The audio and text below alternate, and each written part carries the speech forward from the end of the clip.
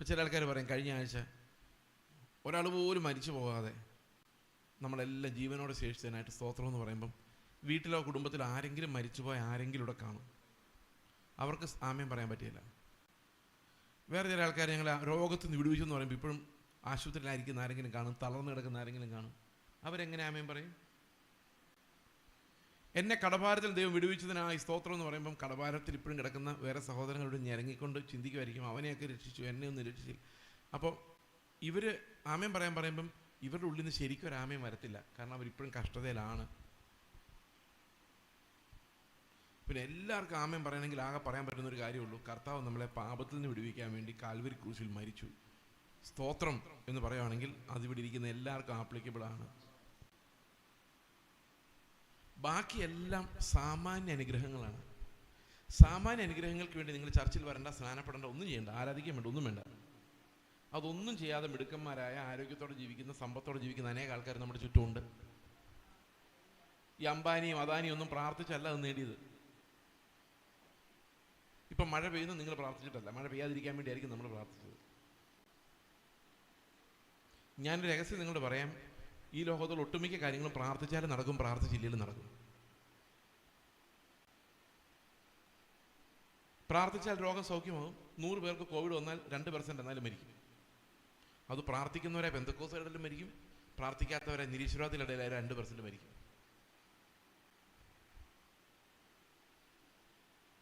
എല്ലാവരും ഞെട്ടിയിരിക്കുമെന്ന് എനിക്കറിയാം.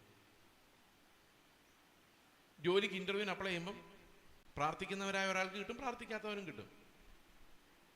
പ്രാർത്ഥിക്കാത്തവനും കിട്ടുന്നില്ല.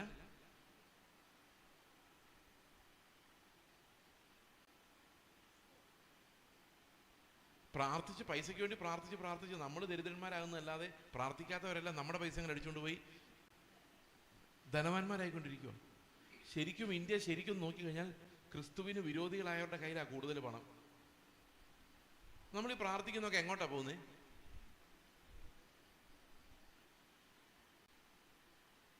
ആരോഗ്യമുള്ള മസിൽമാന്മാരെ കണ്ടിട്ടില്ലേ, ഇങ്ങനെ മസിലൊക്കെ പിടിച്ച് ഇങ്ങനെ നിൽക്കുന്നേ? ഏതെങ്കിലും ഒരെണ്ണം വിശ്വാസിയാണോ? അല്ല.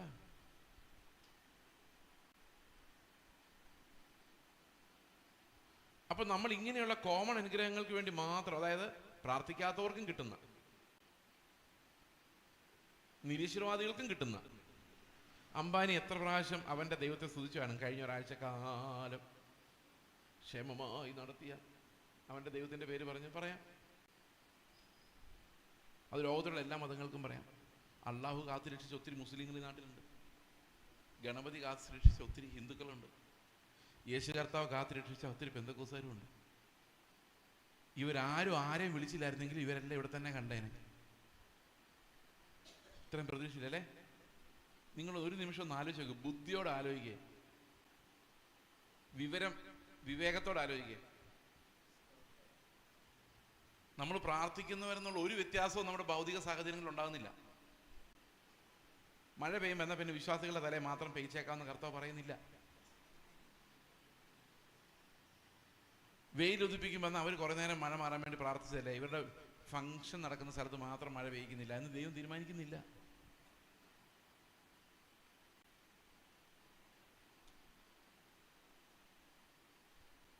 നമ്മൾ പ്രാർത്ഥിക്കുന്നവരും നടക്കാൻ പോകുന്നില്ല.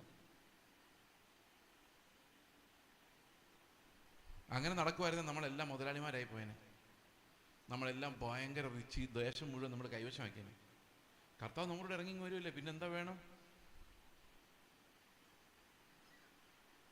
ഇന്ന് ഈ ചർച്ചകൾ മുഴുവൻ ആളുകളെ ആകർഷിക്കുന്നത് സംഭവിക്കും, നാളെ സംഭവിക്കും, നാളെ കഴിഞ്ഞ് വിടുതൽ, അടുത്ത ആഴ്ച വിടുതൽ, ഇപ്പോൾ ആരാധിക്കും വിടുതൽ എന്ന് പറഞ്ഞു. ഒന്നും നടക്കാൻ പോകുന്ന കാര്യമല്ല.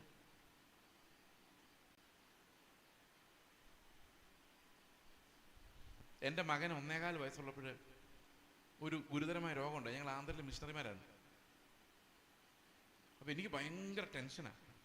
എന്തേലും സംഭവിക്കുമോ ഞാൻ ടെൻഷൻ വരൂലേ. ഇങ്ങനെ വണ്ടിയിൽ ഞങ്ങൾ വലിയൊരു സ്പെഷ്യാലിറ്റി ഹോസ്പിറ്റലിലോട്ട് പോവാം. ആരൊക്കെയോ പൈസയൊക്കെ സംഘടിപ്പിച്ച് തന്നു.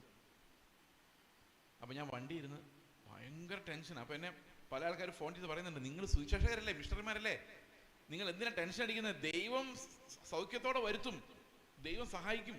പക്ഷെ എനിക്ക് അത്ര അങ്ങോട്ട് തോന്നുന്നില്ല. ദൈവത്തിൻ്റെ സ്വഭാവം എനിക്കറിയാവുന്നതുകൊണ്ട്. കാരണം ഹഡ്സൺ ടൈലറുടെ പിള്ളേരെല്ലാം മരിച്ചതാണ്. വില്യം കേരി എന്ന് പറയുന്ന മിഷണറി പിള്ളേർ മരിച്ച് ഭാര്യയ്ക്ക് ഭ്രാന്തായിപ്പോയി. CT സ്റ്റഡിൻ്റെ ആമ്പിള്ളേരെല്ലാം മരിച്ചു പോയിരുന്നു. ദൈവത്തിന് ഇങ്ങനൊരു സ്വഭാവമുണ്ട്. അതുകൊണ്ട് നമുക്ക് 100% സൗഖ്യത്തോടെ തിരിച്ചു വരുമെന്ന് വിശ്വസിക്കാൻ പറ്റത്തില്ല.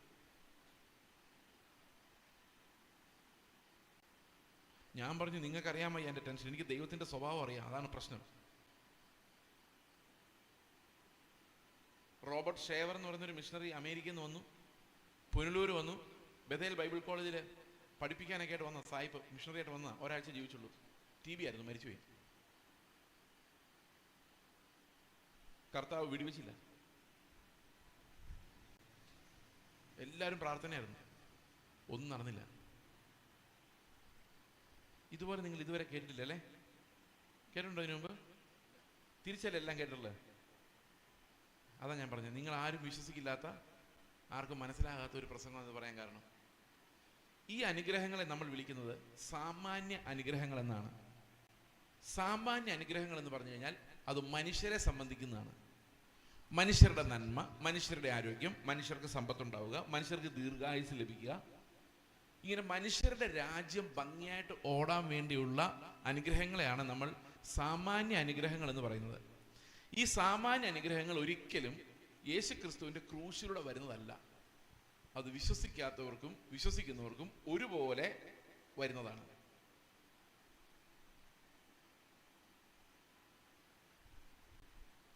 പൈസയുടെ വിനിമയം. എനിക്കൊരു 500 രൂപ വരണമെങ്കിൽ വേറെ ആരുടെയും പോക്കറ്റിൽ നിന്ന് 500 രൂപ പോകണം. ഞാനൊരു ഡോക്ടറായിട്ട് ഇവിടെ ക്ലിനിക്ക് തുടങ്ങിക്കഴിഞ്ഞാൽ ഇവിടെ രോഗികളുണ്ടെങ്കിൽ മാത്രമേ എനിക്ക് പൈസ കിട്ടുള്ളൂ. അപ്പൊ ഞാൻ എന്തിനു വേണ്ടി പ്രാർത്ഥിക്കണം? കർത്താവ് എനിക്ക് ഇഷ്ടം പോലെ പ്രാക്ടീസ് തരണേ എന്ന് പറയുമ്പോൾ എന്തായിരിക്കും സംഭവിക്കുക നമ്മുടെ ചുറ്റും? ഒരു വക്കീലെന്ന് എനിക്ക് ഇഷ്ടം പോലെ പൈസ തരണേന്ന് പറഞ്ഞ് പ്രാർത്ഥിക്കുമ്പോൾ കുറ്റകൃത്യങ്ങൾ കൂടും. നല്ല വക്കീലിന് പൈസ കിട്ടുള്ളൂ. നമ്മൾ ഈ ലോകത്ത് മുതലാളിയാകണമെങ്കിൽ എന്ത് സംഭവിക്കണം? വേറെ ആരുടെയെങ്കിലും പോക്കറ്റിലിരിക്കുന്ന പൈസ നമ്മുടെ അടുത്തോട്ട് വരണം, അല്ലാതെ മുതലാളിയാകാൻ പറ്റില്ല. ദ ഫ്ലോ ഓഫ് മണി ഒഴുകണം, എവിടെന്നെങ്കിലും എങ്ങോട്ടെങ്കിലും ഒഴുകണം. നമ്മുടെ അച്ചായന്മാർ അതിനൊക്കെ ഭയങ്കര സമർത്ഥന്മാർ. ഒരു പൈസ ഒഴുക്കുകയല്ല, എല്ലാം ബാങ്കിൽ വെച്ചിരിക്കും, അതുകൊണ്ട് എങ്ങോട്ടും പൈസ പോകില്ല. അവർ പോയൊരു 1 ലക്ഷം രൂപയുടെ സാരി മേടിക്കുകയാണെങ്കിൽ നല്ലതാണ് എൻ്റെ അഭിപ്രായം. കാരണം ആ 1 ലക്ഷം രൂപയുടെ സാരി നെയ്തവന് കുറച്ച് കിട്ടും, 5 രൂപ. ആ കടയിൽ എടുത്തു കൊടുക്കുന്നവന് 20 രൂപ കിട്ടും. ആ ബില്ലടിക്കാൻ പോകുന്നതിന് 10 രൂപ കിട്ടും.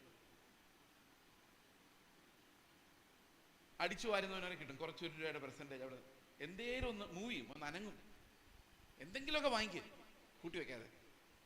ഉള്ളവർ ഒന്ന് വിനിമയം നടക്കട്ടെ, കുറച്ച് പൈസ നമ്മുടെ പോക്കറ്റിൽ നിന്ന് അങ്ങോട്ടും പോട്ടെ, അവരും ജീവിക്കട്ടെ.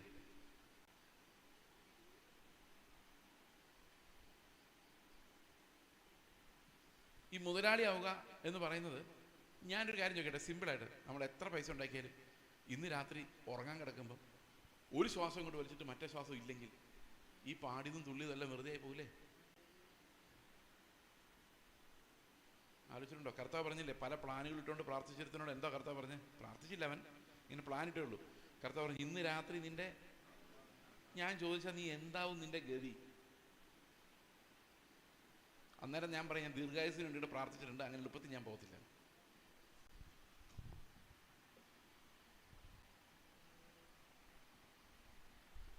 ഈ കോമൺ അനുഗ്രഹങ്ങൾ വാരി വിതറുന്ന ഒരു ഡിസ്പെൻസറി ആണ് ഇന്നത്തെ ചർച്ചുകൾ മൊത്തം ഈ അനുഗ്രഹങ്ങളാണ്. ഇത് ഞാനൊരു ചെറിയൊരു ഇല്ലസ്ട്രേഷൻ പോലെ പറയാം. ഞാനും പൗലോസും വിശ്വാസ ജീവിതം നയിച്ച് സ്വർഗത്തിൽ ചെന്നപ്പം കർത്താവ് പൗലോസിനോട് ചോദിച്ചു, പൗലോസ് നീ വിശ്വാസ ജീവിതമാണോ നയിച്ചത്? പൗലോസ് പറഞ്ഞത്, എന്താ നീ വിശ്വസിച്ചത്? ഞാൻ നല്ല പോർപ്പ് ഒരു തോട്ടം തികച്ച് വിശ്വാസം കാത്തു, നീതിയുടെ കിരീടം എനിക്കായിട്ട് വെച്ചിരിക്കുന്നു ഞാൻ വിശ്വസിച്ചു. കർത്താവ് പറഞ്ഞു, ഓക്കെ, നിനക്ക് നീതിയുടെ കിരീടം ഇരിക്കട്ടെ. അടുത്തത് ചേസ്, നീ വിശ്വസിച്ചോടാ? വിശ്വസിച്ചു. എന്താ വിശ്വസിച്ചത്? നീ ഓരോ ദിവസവും എന്നെ നടത്തുമെന്ന് ഞാൻ വിശ്വസിച്ചു. നടത്തിയോ? നടത്തിയിടുന്നു ദൈവം എന്നെ. ഞാൻ പാട്ടൊക്കെ പാടി നടത്തിയതാ, ദൈവം നടത്തിയതിൻ്റെ നന്ദി പറഞ്ഞതാ. പിന്നെ നീയാണ് എൻ്റെ പിള്ളേർക്ക് ജോലി കൊടുത്തത്, എനിക്കതിനുള്ള നന്ദി ഒരിക്കലും മറക്കത്തില്ല. അവർക്ക് അമേരിക്കയിൽ സെറ്റിൽ ചെയ്ത് നിന്റെ കൃപയാണ്. ഞാൻ വിശ്വസിച്ചു, അവരെ നീ കൈവിടുകയില്ല എന്ന് ഞാൻ വിശ്വസിച്ചു. അവരെ നീ സെറ്റിൽ ചെയ്തു. ദൈവമേ നിനക്ക് സ്തോത്രം. അപ്പൊ അത് നടന്നു. വിശ്വസിച്ച കേട്ടോ എല്ലാം നടന്നത്. വിശ്വാസി വന്നേ പിന്നെ ഞാൻ ആശുപത്രി പോയിട്ടില്ല. എൻ്റെ രോഗങ്ങളെല്ലാം നീ സൗഖ്യമാക്കി. അത് വിശ്വാസത്താലായിരുന്നു. വിശ്വാസ ജീവിതം എന്ന് പറഞ്ഞാൽ തന്നെ ഇപ്പം അതാ. എൻ്റെ കയ്യിലൊരു നയാ പൈസ ഇല്ലായിരുന്നു, നീ എന്നെ നടത്തി. വരാമെന്ന് അപ്പുറത്തെ വീട്ടിലെ ഇപ്പുറത്തെ വീട്ടിലെ ആൾക്കാർ തട്ടിപ്പോയപ്പോൾ എന്നെ മാത്രം നീ കാത്തു സൂക്ഷിച്ചു. ഒന്ന് ആലോചിച്ച് നോക്കി, എന്ത് അല്പത്തരം വന്നു.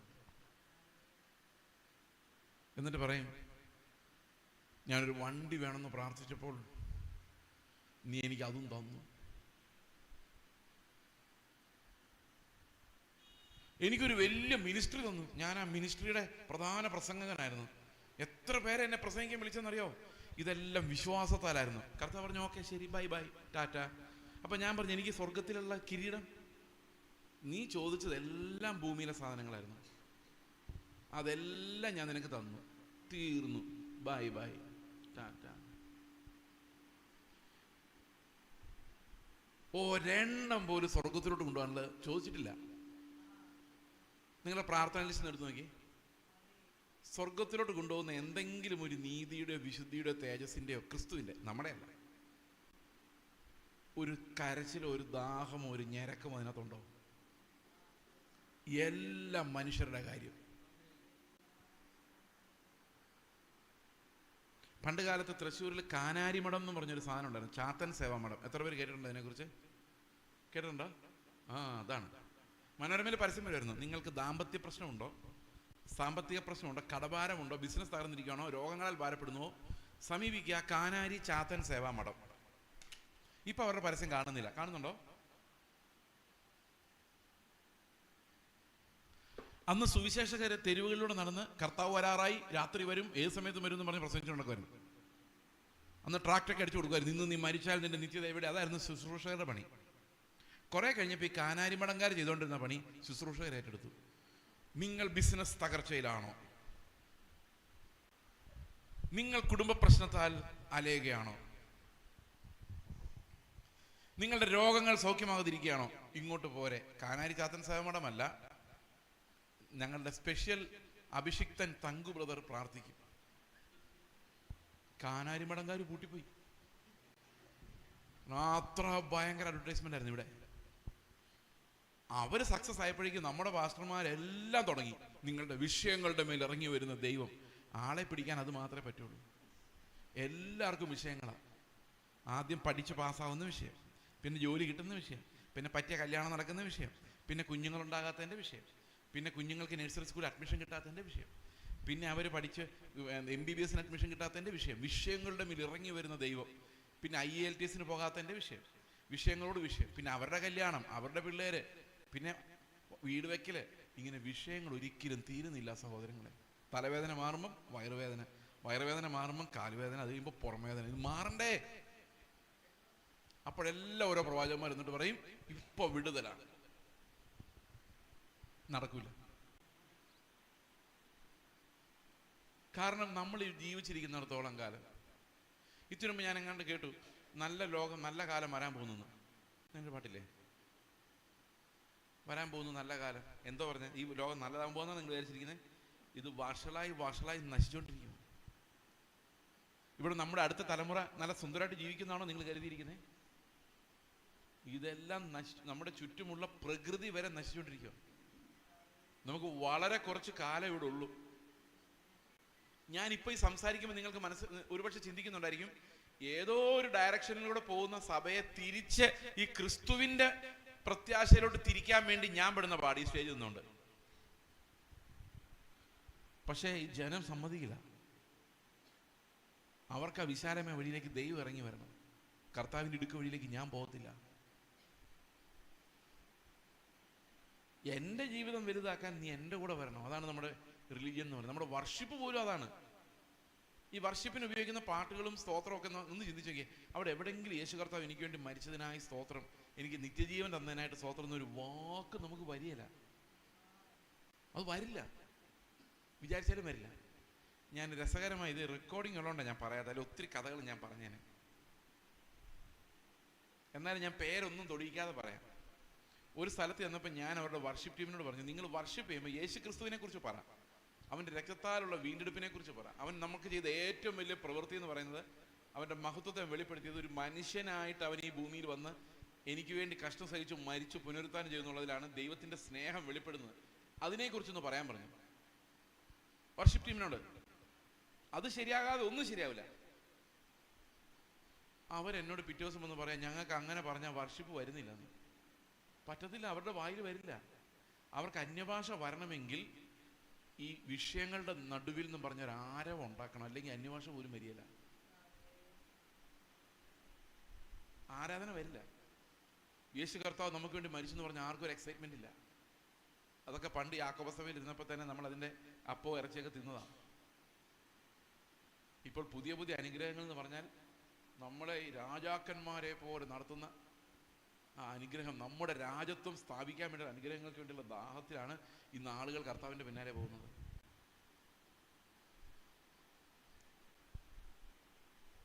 അപ്പോൾ ഈ കോമൺ അനുഗ്രഹങ്ങൾ മാത്രം പറയുന്ന സഭകൾ അത് ശരിക്കും ക്രിസ്തീയ സഭകളല്ല. കാരണം അവർ ക്രിസ്തുവിൻ്റെ ക്രൂശിനെ അറിയുന്നില്ല, അതിനെക്കുറിച്ച് അക്നോളജ് ചെയ്യുന്നില്ല. ഇന്ന് പെന്തക്കോസ്ത് ചർച്ചുകളിൽ പലയിടത്തും ചെന്ന് കഴിഞ്ഞാൽ ആദ്യം രണ്ട് പാട്ടെന്ന് പറഞ്ഞു കഴിഞ്ഞാൽ എന്താ അതിശയമേ ദൈവത്തിന് സ്നേഹം, അതൊക്കെ പഴയ നല്ല കാര്യം. യഹോവ ദൈവമാം വിശുദ്ധ ജാതി നാം, യാഹ് നല്ല ഇടയൻ, 2 പാട്ട്. സങ്കീർത്തനം, ദാവീദിനെ കുറിച്ചൊരു പ്രസംഗം. എല്ലാവരും എഴുന്നേറ്റ് നിന്ന് ഇത് സംഗീത പ്രമാണിക്ക് ദാവീദ് ഇങ്ങനെ എഴുതാണ് അങ്ങനെ എഴുതാണെന്ന് പറഞ്ഞൊരു പ്രസംഗം. അത് കഴിഞ്ഞ് ആൾക്കാർ എഴുന്നേറ്റ് സാക്ഷ്യം പറയുന്നു, ഇന്നലെ എനിക്ക് തലവേദനയായിരുന്നു, രാത്രി മുഴുവൻ പ്രാർത്ഥിച്ചു, കർത്താവ് സൗഖ്യം തന്നു. ഞാൻ പാസ്റ്ററെ വിളിച്ച് പറഞ്ഞു, പാസ്റ്റർ പ്രാർത്ഥിച്ചു, അപ്പം തന്നെ സൗഖ്യമായി, യേശുവിനൊന്ന് സ്തോത്രം, കർത്താവെ സ്തോത്രം. തലവേദന മാറിയില്ല, ഒരു കുഴപ്പമില്ലാന്ന് വിശ്വസിക്കുന്ന ആളാണ് ഞാൻ. ചെറിയ പിള്ളേരായിരിക്കുമ്പോൾ നമ്മൾ ചെന്ന് അപ്പനന്മാർ പറയും ചോക്ലേറ്റ് തരണേ എന്ന് പറയുമ്പോൾ കൊടുക്കും. ഈ പ്രായമായ പിള്ളേർ എന്ന് ചോദിച്ചാൽ കൊടുക്കുമോ? 40 വയസ്സായ പയ്യൻ ചെന്ന് അപ്പനോട് എനിക്ക് 2 ചോക്ലേറ്റ് മേടിച്ചാലോന്ന് ചോദിച്ചാൽ അപ്പം സമ്മതിക്കുമോ? പോയി മേടിച്ച് തിന്നടാന്ന് പറയും. ചെറുപ്പത്തിലെ തലവേദന കർത്താവ് എന്ന് പറയുമ്പോൾ സൗഖ്യമാക്കും. കുറച്ചുകൂടെ പ്രായം പറയും, നിനക്ക് ക്രൂശിലെ എന്നെ ഓർത്തിട്ട് ആ തലവേദന ഒന്നും സഹിക്കാൻ പറ്റാത്ത അത്രയും വളർച്ച പോലും നിനക്ക് ഇല്ലടാന്ന് ചോദിക്കില്ലേ? ഒരു ചെറിയ വേദനയ്ക്ക് പോലും കർത്താവിന് കൂടെ പങ്കാളിയാൻ പറ്റത്തില്ല.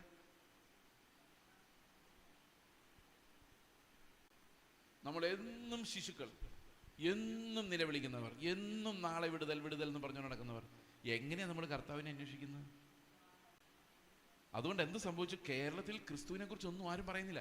ഇപ്പം സങ്കീർത്തനം കഴിഞ്ഞു, സാക്ഷ്യം കഴിഞ്ഞു. സാക്ഷ്യം കഴിഞ്ഞ് കഴിഞ്ഞാൽ ഏതെങ്കിലും ഒരു പ്രസംഗകനെ പ്രസംഗിക്കാൻ വിളിക്കും. ആ പുള്ളി ചിലപ്പോൾ മോശയെക്കുറിച്ചായിരിക്കും പറയുന്നത്, അല്ലെ ദാവീദിനെ കുറിച്ചായിരിക്കും, അല്ലെങ്കിൽ സെരുബ്ബാബേൽ ആലയം പണിയുന്നതിനെ കുറിച്ചായിരിക്കും. പ്രസംഗം തീർന്നു, നമ്മളെല്ലാം വീട്ടിൽ പോയി. അപ്പോൾ കൂടെ 2 യഹൂദന്മാർ വന്നിട്ടുണ്ടായിരുന്നു, നമ്മളെല്ലാം ഒന്നിരിപ്പുണ്ടായിരുന്നു. തിരിച്ചു വന്നേരത്ത് ഒരു യഹൂദൻ വേറൊരു യഹൂദനോട് പറയും, എടാ എന്തിനാടാ നമ്മൾ ഈ സിനഗോഗിലൊക്കെ പോകുന്നത്, നമുക്ക് ഇവരുടെ പള്ളിയിൽ കൂടിയാ പോരെ. അപ്പം മറ്റൊരു ചോദിക്കും, എടാ ഇത് പെന്തക്കോസ്ത് പള്ളിയാണ്, ഇവിടെ കൂടാൻ പറ്റത്തില്ല, ഇത് മഹാ തീവ്രവാദി ക്രിസ്ത്യാനികളാണ്. അപ്പൊ മറ്റവൻ പറയും, എടാ നീ രാവിലെ തൊട്ട് ശ്രദ്ധിച്ചില്ല, യഹോവ ദൈവമാ വിശുദ്ധ ജാതി നമ്മളല്ലേ? ആ ശരിയാണല്ലോ, യാഹ് നല്ല ഇടയൻ, നമ്മുടെ സങ്കീർത്തനല്ലേ 23. അതെ. പിന്നെ ദാവീദിനെ കുറിച്ച് പ്രസംഗം ചെയ്തില്ലേ? ദാവീദ് മട്ടുപ്പ് അവരെ നടന്നതും വീണതും എഴുന്നേറ്റതും ഒക്കെ കേട്ടില്ലേ? അതെ, അതെല്ലാം നമ്മുടെ ഭാഗമല്ലേ? അതെ. പിന്നെ അവസാനം സെരുബ്ബാബേൽ ആലയം പണിയുന്നതിനെ കുറിച്ച് പറഞ്ഞു, നിങ്ങൾ നീ കേട്ടായിരുന്നോ? അത് കേട്ടു. എവിടെയെങ്കിലും യേശു ക്രിസ്തു ഒരു വാക്ക് അവർ പറഞ്ഞോ? ഇല്ല. പിന്നെ നമ്മൾ ഒരാളല്ലേ?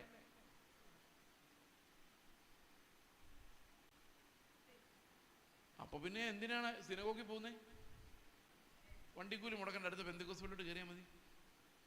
എക്സാക്ട്ലി അന്നത്തെ കാലത്ത് സിനഗോഗിൽ വർഷിപ്പ് എങ്ങനെ നടന്നോ അതേ പരിപാടിയാണ്. ക്രിസ്തു ഇല്ല, ഇറ്റ്സ് നോട്ട് ക്രൈസ്റ്റ്. നിങ്ങൾ ആലോചിച്ച് നോക്കി. ഇന്നത്തെ തമാശ എന്ന് വെച്ച് കഴിഞ്ഞാൽ അവർക്ക് അത് പറയാനും പറ്റില്ലെന്നുള്ളത്. ഇപ്പം ഈ ഒരു പ്രവാചകൻ വന്നെന്ന് വിചാരിച്ചു, നിങ്ങൾക്ക് സിനാരിയോ അറിയാമെന്ന് അറിയത്തില്ല.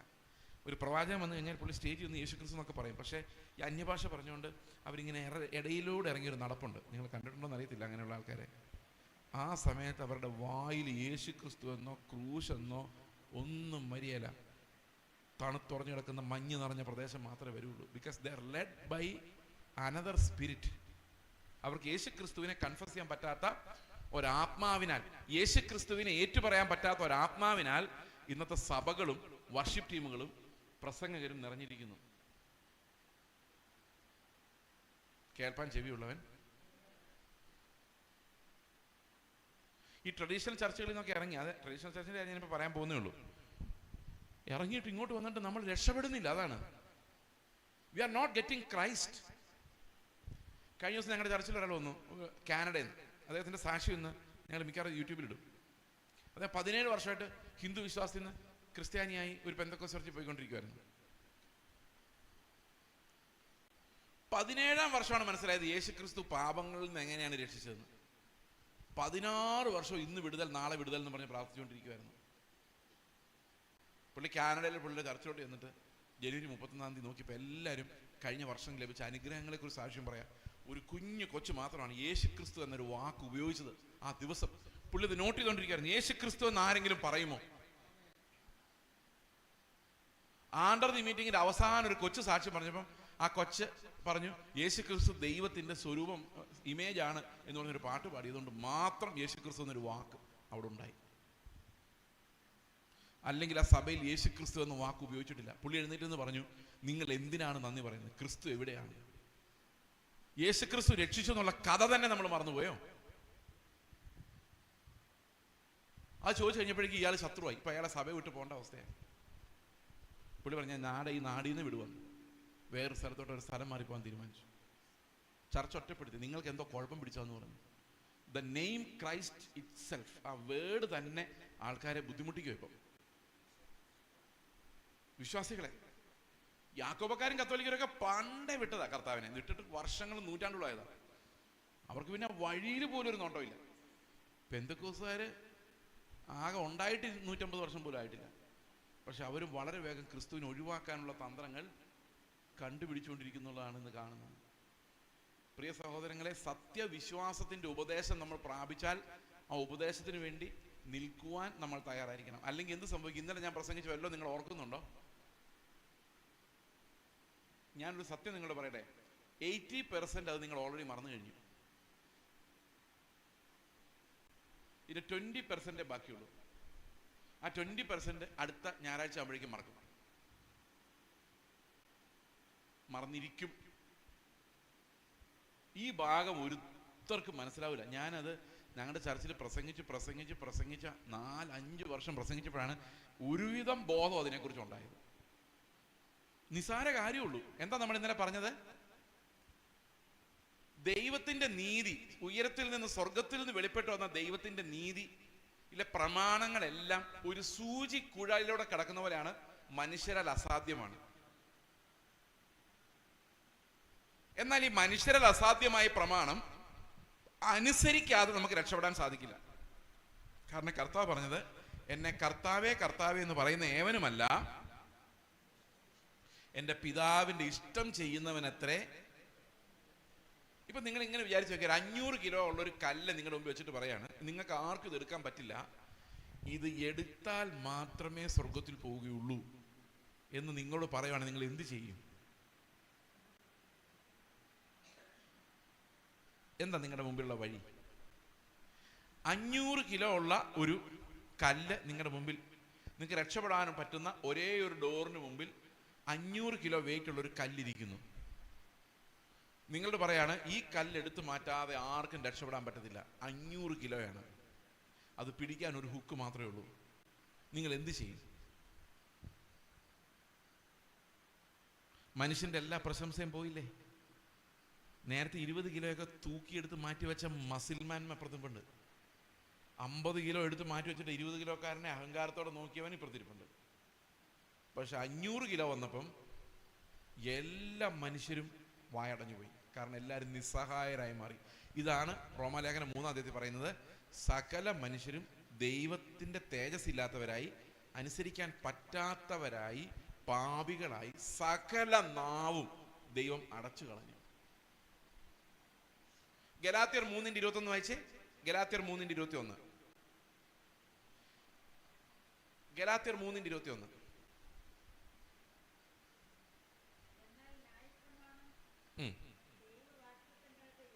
എന്നാൽ ന്യായപ്രമാണം ദൈവവാഗ്ദത്തങ്ങൾക്ക് വിരോധമോ? അപ്പൊ ന്യായപ്രമാണം കൊണ്ട് ഒരു രക്ഷയില്ല നമ്മൾ പറഞ്ഞു. ന്യായപ്രമാണം എത്ര അനുസരിച്ചാലും നീതിമാൻ ഉണ്ടാകുന്നില്ല. പ്രമാണം അനുസരിക്കപ്പെടുന്നുണ്ട്, പക്ഷെ നീതിമാൻ ഉണ്ടാകുന്നില്ല. ഞാൻ ഇന്നലെ അത് കാണിച്ചു തന്നായിരുന്നു. നമ്മൾ കൽപ്പനകൾ അനുസരിച്ചു എന്ന് വെച്ചുകൊണ്ട് നമ്മൾ നീതിമാനാകുന്നില്ല. ഇപ്പൊ ഉദാഹരണത്തിന് 10% ദശാംശം ഇടുന്ന ഒരാൾ നീതിമാനായോ? ആയില്ല. ഒരു നീതി പ്രവൃത്തിയോടെ നടന്നു, പക്ഷെ നീതിമാനായില്ല. അതിന് ഉദാഹരണം പറയാൻ ആലോചിച്ചപ്പോൾ ഞാൻ ഇരിക്കുന്ന ഈ ക്യാമറ കാരണം ഉദാഹരണം പറയുന്നില്ല, എങ്കിലും ഒരു ചെറിയ ഉദാഹരണം ഞാൻ പറയാം.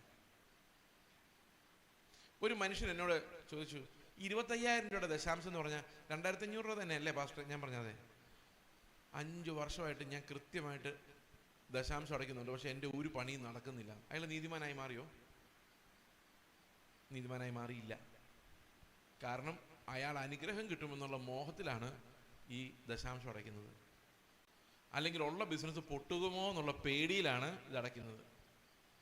അമർത്തി കുലുക്കി കവിയുന്ന ഒരു പങ്ക് കിട്ടുമെന്നുള്ള അത്യാഗ്രഹത്തിലാണ് ഇത് കൊണ്ടിടുന്നത്, സ്നേഹത്തിലല്ല. ഈ സ്നേഹം എന്ന് പറയുന്ന ദൈവിക പ്രമാണം നമ്മുടെ ഉള്ളിൽ ഉണ്ടാക്കാൻ നമുക്കൊട്ട് കഴിയുകയുമില്ല. പത്രോസിനോട് കർത്താവ് പറഞ്ഞു, നിന്റെ വിശ്വാസം പോകാതിരിക്കാൻ വേണ്ടി ഞാൻ നിനക്കായി അപേക്ഷിച്ചു പറഞ്ഞപ്പം പത്രോസ് പറഞ്ഞു, അതിൻ്റെ ആവശ്യമില്ല. പറഞ്ഞില്ല, അതായിരുന്നു ഉള്ള മനസ്സിലിരിപ്പ്. അതിൻ്റെ ആവശ്യമില്ല. ഈ തോമായ പോലൊന്നുമല്ല ഞാൻ വളരെ സ്ട്രോങ് ആണ്. നീ മരിക്കുവാണെങ്കിൽ നിന്റെ കൂടെ മരിക്കാനും, നീ തടവിലായി പോവാണെങ്കിൽ നിന്റെ കൂടെ തടവിലാകാനും റെഡിയായിരിക്കുന്ന വളരെ വിശ്വസ്തനും ആത്മാർത്ഥതയുള്ളവനും ഉയർത്തി നിന്ന് വെളിപ്പാട് കിട്ടിയവനും, ഇടയ്ക്ക് സാത്താനെ വിളിച്ച കാര്യം പുള്ളി പറയുന്നില്ലായിരിക്കാം, ഇതെല്ലാം ഉള്ള ഒരാളാണ് ഞാൻ. അതുകൊണ്ട് നിന്റെ കൂടെ മരിക്കാൻ വരെ ഞാൻ തയ്യാറാണെന്ന് പറഞ്ഞ ആളാണ്. കുറച്ചു നേരം കഴിഞ്ഞപ്പോൾ എന്ത് സംഭവിച്ചു? ഒരു പെൺകുട്ടി വന്ന് അവനോട് സംസാരിച്ച്, നീ ആ ഗലീലക്കാരൻ്റെ കൂടെ നടക്കുന്ന കണ്ടതാണല്ലോ എന്ന് പറഞ്ഞപ്പം ഇവൻ പറയാണ്, ഏത് ഗലീലക്കാരൻ? ആണയിട്ട് പ്രാഗി എന്ന് അവിടെ പറഞ്ഞിരിക്കുന്നു. വല്ലവനുമൊക്കെ വന്ന് എന്തെങ്കിലും ചെയ്തിട്ട് അതൊക്കെ എൻ്റെ തല്ലോട്ടാ വരുന്നത്, എങ്ങനെയായിരിക്കും പ്രാഗിയത്? എന്താ പ്രാഗി എന്ന് അവർ എഴുതിയിട്ടില്ല. അവരുടെ വിശ്വാസം പോയ പോക്ക്. കർത്താവ് പറഞ്ഞ, നേരം വെളുക്കുന്നതിന് മുമ്പ് നീ എന്നെ, വലിയ കപ്പാസിറ്റി ഉള്ള ശീമോനെ, നേരം വെളുക്കുന്നതിന് മുമ്പ്, അതായത് കോഴി കൂന്നതിന് മുമ്പ് നീ എന്നെ തള്ളി പറഞ്ഞു. എന്നിട്ട് അവസാനം കർത്താവിനെ ഗന്നസര തടാകത്തിന്റെ തീരത്തിട്ട് പിടിക്കുകയാണ്. അവനോട് ചോദിക്കുകയാണ്, യോഹന്നാന്റെ മകനായ ശീമോനെ, നീ ഇവരിൽ അധികമായി എന്നെ സ്നേഹിക്കുന്നുവോ? ഉത്തരം എന്താ? ഉവെന്നല്ല, ഇല്ലാന്നാ. കാരണം അവിടെ പറഞ്ഞിരിക്കുന്ന വാക്യം എങ്ങനെയാണെന്നറിയോ? യോഹന്നാന്റെ മകനായ ശീമോനെ, നീ ഇവരിൽ അധികമായി എന്നെ സ്നേഹിക്കുന്നുവോ? അതിന്റെ ഉത്തരം പത്രോസ് പറയുന്നത്, ഉവ് കർത്താവേ, എനിക്ക് നിന്നോട് പ്രിയമുണ്ട് എന്ന് നീ അറിയുന്നുവല്ലോ എന്നാണ്. ഈ പ്രിയം എന്ന് പറയുന്ന സാധനവും സ്നേഹവും തമ്മിൽ ഭയങ്കര ഡിഫറൻസ് ഉണ്ട്. നിങ്ങൾക്ക് നരേന്ദ്രമോദിയോട് പ്രിയമുണ്ടോ? ചിലപ്പോൾ കാണുമായിരിക്കും, പക്ഷെ സ്നേഹം ഉണ്ടാവാൻ സാധ്യതയില്ല. ഈ പ്രിയം എന്ന് പറഞ്ഞ ഉദാഹരണത്തിന്, ഓക്കെ, എന്താ ഒരു എക്സാമ്പിൾ പറയുന്നത്? നിങ്ങളുടെ കയ്യിലിരിക്കുന്ന ഫോണിന് നിങ്ങൾക്ക് ഇഷ്ടമാണോ? ഇഷ്ടം. അതിനോട് സ്നേഹമുണ്ടോ? ഇഷ്ടവും സ്നേഹവും രണ്ടും രണ്ടാ. നമുക്ക് ഒത്തിരി പേരെ ഇഷ്ടമാണ്. സിനിമാ നടന്മാരെ ഇഷ്ടമുള്ള പിള്ളേരുണ്ട്, ക്രിക്കറ്റ് താരങ്ങളെ ഇഷ്ടമുള്ള പിള്ളേരുണ്ട്. ഇഷ്ടമാണ്, അതൊക്കെ സ്നേഹമാണോ? മറ്റൊരാൾക്ക് വേണ്ടി മരിക്കുന്നതാണ് സ്നേഹം. കർത്താവ് ചോദിച്ചതാ, നീ എനിക്ക് വേണ്ടി ഇപ്പോഴും തടവിൽ പോകാനും മരിക്കാനും ഒക്കെ തയ്യാറാണോ പത്രോസേ? അപ്പൊ പത്രോസ് പറയും, നിന്നെ എനിക്ക് ഭയങ്കര ഇഷ്ടമാണ്. കർത്താവ് പിന്നെയും ചോദിച്ചു, യോഹന്നാന്റെ മകനായ ശീമോനെ, നിനക്ക് എന്നോട് സ്നേഹമുണ്ടോ? അപ്പം പറയാ, ഇഷ്ടമാണ് കർത്താവ്, അത്രേ പറയാൻ എനിക്കൊണ്ട് പറ്റുന്നുള്ളൂ. നേരത്തെ ആ സ്നേഹമാ, മരിക്കാൻ വരും, ജയിലിൽ പോകുന്നൊക്കെ പറഞ്ഞപ്പോൾ ഞാൻ പൊട്ടിയത് എനിക്ക് അറിയാം. അതുകൊണ്ട് അത്രയും പറയാനുള്ള ധൈര്യമില്ല. അതുകൊണ്ട് ഞാൻ പ്രിയമാണെന്ന് മാത്രമേ പറയുന്നുള്ളൂ. അവസാനം മൂന്നാമത് കർത്താവ് ചോദിക്കുന്നത് എന്നറിയോ? യോഹന്നാന്റെ മകനായ ശീമോനെ, നിനക്ക് എന്നോട് പ്രിയമെങ്കിലും ഉണ്ടോയെന്ന് ചോദിക്കുന്നത്. അന്നേരം അവൻ കരയുന്നത്. ശരിക്കും പറഞ്ഞു കഴിഞ്ഞാൽ പത്രോസ് എത്ര ശ്രമിച്ചാലും പത്രോസിൻ്റെ ഉള്ളിൽ നീ സ്നേഹം വരികയില്ല. അത് ആത്മാവിൻ്റെ ഫലമായി മാത്രം ഉണ്ടാകുന്ന ഒരു സാധനമാണ്. യഥാർത്ഥ അഗപ്പെ, ദൈവസ്നേഹം എന്ന് പറയുന്നത് മനുഷ്യന് സൃഷ്ടിക്കാൻ പറ്റുന്ന, ഹോർമോൺ കൊണ്ടോ ചിന്ത കൊണ്ടോ സൃഷ്ടിക്കാൻ പറ്റുന്ന ഒരു കാര്യമല്ല. ഇപ്പം ഭർത്താവിനോട് പറയാം, മര്യാദയ്ക്ക് നീ ഭാര്യയെ സ്നേഹിച്ചോണെന്ന് പറഞ്ഞാൽ മര്യാദയ്ക്ക് എങ്ങനെ സ്നേഹിക്കും? സ്നേഹം വരണ്ടേ? സ്നേഹം വരാതെ സ്നേഹിക്കാൻ പറ്റും. പിന്നെ അഭിനയിക്കാം, ഹലോ ഡാർലിംഗ് എന്നൊക്കെ പറഞ്ഞു. എത്ര നേരം അഭിനയിക്കുക? 5 മിനിറ്റ് കഴിയുമ്പോൾ അഭിനയമൊക്കെ തീരും. ശരിയാണോ ഞാൻ പറഞ്ഞത്? ഈ സ്നേഹം ഉള്ളിൽ നിന്ന് വരണമെങ്കിൽ ആത്മാവിൽ നിന്ന് വരണം. ആത്മാവിൽ നിന്ന് വരാതെ ആർക്കും ദൈവത്തെ അനുസരിക്കാൻ പറ്റത്തില്ല. എല്ലാവർക്കും മനുഷ്യ നീതിയിലേക്ക് മാത്രമേ എത്താൻ പറ്റുള്ളൂ. അപ്പൊ പത്രോസ് അത് മനസ്സിലാക്കി. അതുകൊണ്ട് പത്രോസ് വലിയ അഹങ്കാരത്തിനൊന്നും പോയില്ല. രണ്ടാമത് വിളിച്ചപ്പോൾ പുള്ളി പറഞ്ഞു, എൻ്റെ കാര്യം ഇത്രയേ ഉള്ളൂ കർത്താവേ എന്ന് പറഞ്ഞ് കരഞ്ഞു. എനിക്ക് നിന്നോട് പ്രിയമുണ്ടെന്ന് നീ അറിയുമല്ലോ എന്ന് പറഞ്ഞ് കരയോ ചെയ്തത്. അപ്പൊ കർത്താവ് പറഞ്ഞു, ഇപ്പം നിനക്ക് പ്രിയമേ ഉള്ളൂ, പക്ഷെ നീ പ്രായമാകുമ്പോൾ വേറൊരുത്തൻ വന്ന് നിന്നെ അരക്കെട്ടി നിന്നെ കൊണ്ടുപോകുമ്പോൾ നീ എനിക്ക് വേണ്ടി മരിക്കാൻ മാത്രമുള്ള സ്നേഹം നിന്റെ ഉള്ളിൽ ഉണ്ടാവും. അങ്ങനെ നീ മരണം കൊണ്ട് എന്നെ മഹത്വപ്പെടുത്തും.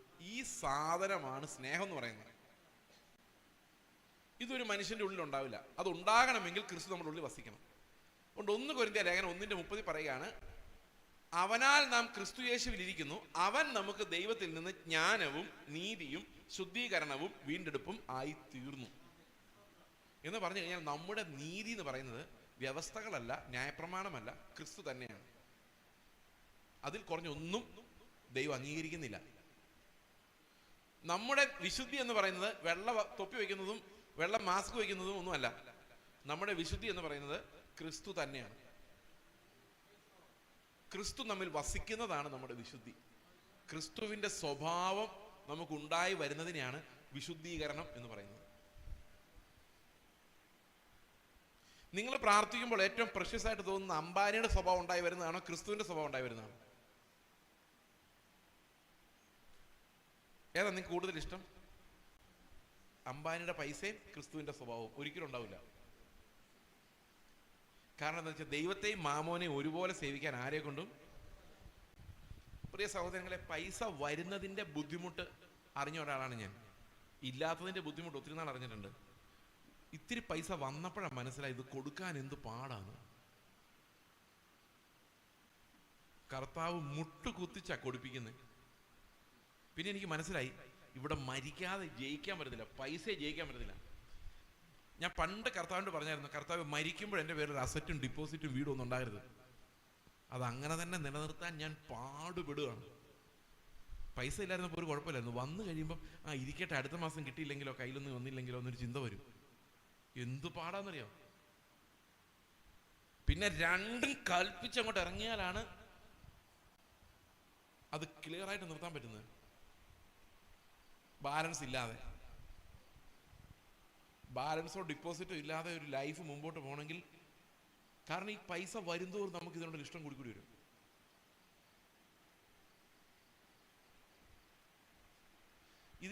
ഇതൊരു പ്രത്യേക ചക്രവ്യൂഹമാണ് ഈ പണം എന്ന് പറയുന്ന സാധനം. ഞാൻ പണ്ട് ആ കഥ ഇവിടെ പറഞ്ഞിട്ടുണ്ട്. അന്നുള്ളവരല്ല ഇന്നുള്ളതെന്ന് തോന്നുന്നു. അല്ല, ഒന്ന് പറഞ്ഞേക്കാം. പിന്നെ ഒരു കാര്യമുണ്ട്, എൻ്റെ പ്രസംഗം എല്ലാവരും മറന്നു പോകുന്നുണ്ട്. എനിക്ക് അതേ പ്രസംഗം എത്ര വർഷം വേണമെങ്കിലും പറയാം.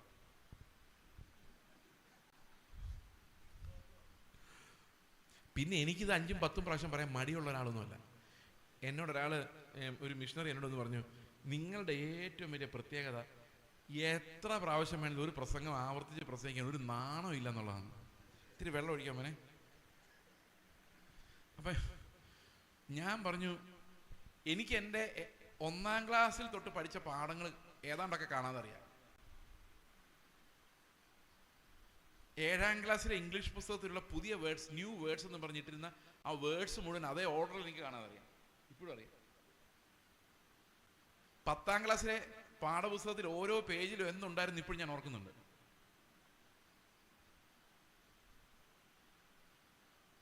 അതുപോലെ മാത്തമാറ്റിക്കൽ ഫോർമുല A+B² മാത്രമല്ല, A+B³ A⁻⁴ ഏത് വേണമെങ്കിലും എൻ്റെ ഓർമ്മയിലുണ്ട്. എന്തുകൊണ്ടാണെന്നറിയോ? ദൈവത്തിൻ്റെ കൃപയാൽ കുറെ മടുപ്പില്ലാത്ത കുറെ സാർമാർ എനിക്ക് ദൈവം തന്നു. അവർ വീണ്ടും വീണ്ടും വീണ്ടും വീണ്ടും പറയടാ എന്ന് പറഞ്ഞ് പറയിപ്പിച്ചു. അതിലേതെങ്കിലും ഒരു സാറ് പറയും, ഒരിക്കൽ പ്രസംഗിച്ച് ഞാൻ രണ്ടാമത് പറയാറില്ല മോനെ എന്ന് പറഞ്ഞായിരുന്നെങ്കിൽ ഞാൻ ചുറ്റിപ്പോയേനെ. ഏതെങ്കിലും ഒരു അധ്യാപകൻ വന്നിട്ട് പറയാണ് A+B² = A² + 2AB + B² എന്നുള്ളത് ഞാൻ A ഡിവിഷനിൽ പഠിപ്പിച്ചതാണ്. അതേ പ്രസംഗം B ഡിവിഷനിൽ പറയില്ല. അപ്പൊ B ഡിവിഷനിലെ പിള്ളേർ എന്നാ ചെയ്യും?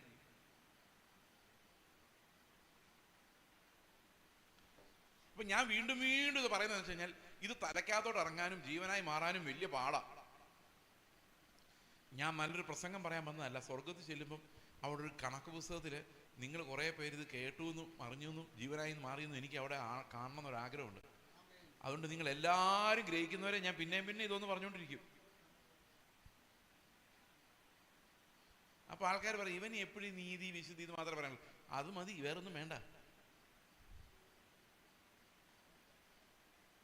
പിന്നെ നിങ്ങൾ മറന്നു പോകുന്നതുകൊണ്ട് എനിക്ക് എൻ്റെ പണി വളരെ എളുപ്പമാണ്. ഞാൻ കഥയിലേക്ക് വരാം. ഈ ധനം എങ്ങനെയാണ് നമ്മളെ ചുറ്റിക്കുന്നത് എന്നുള്ള കാര്യമാണ്.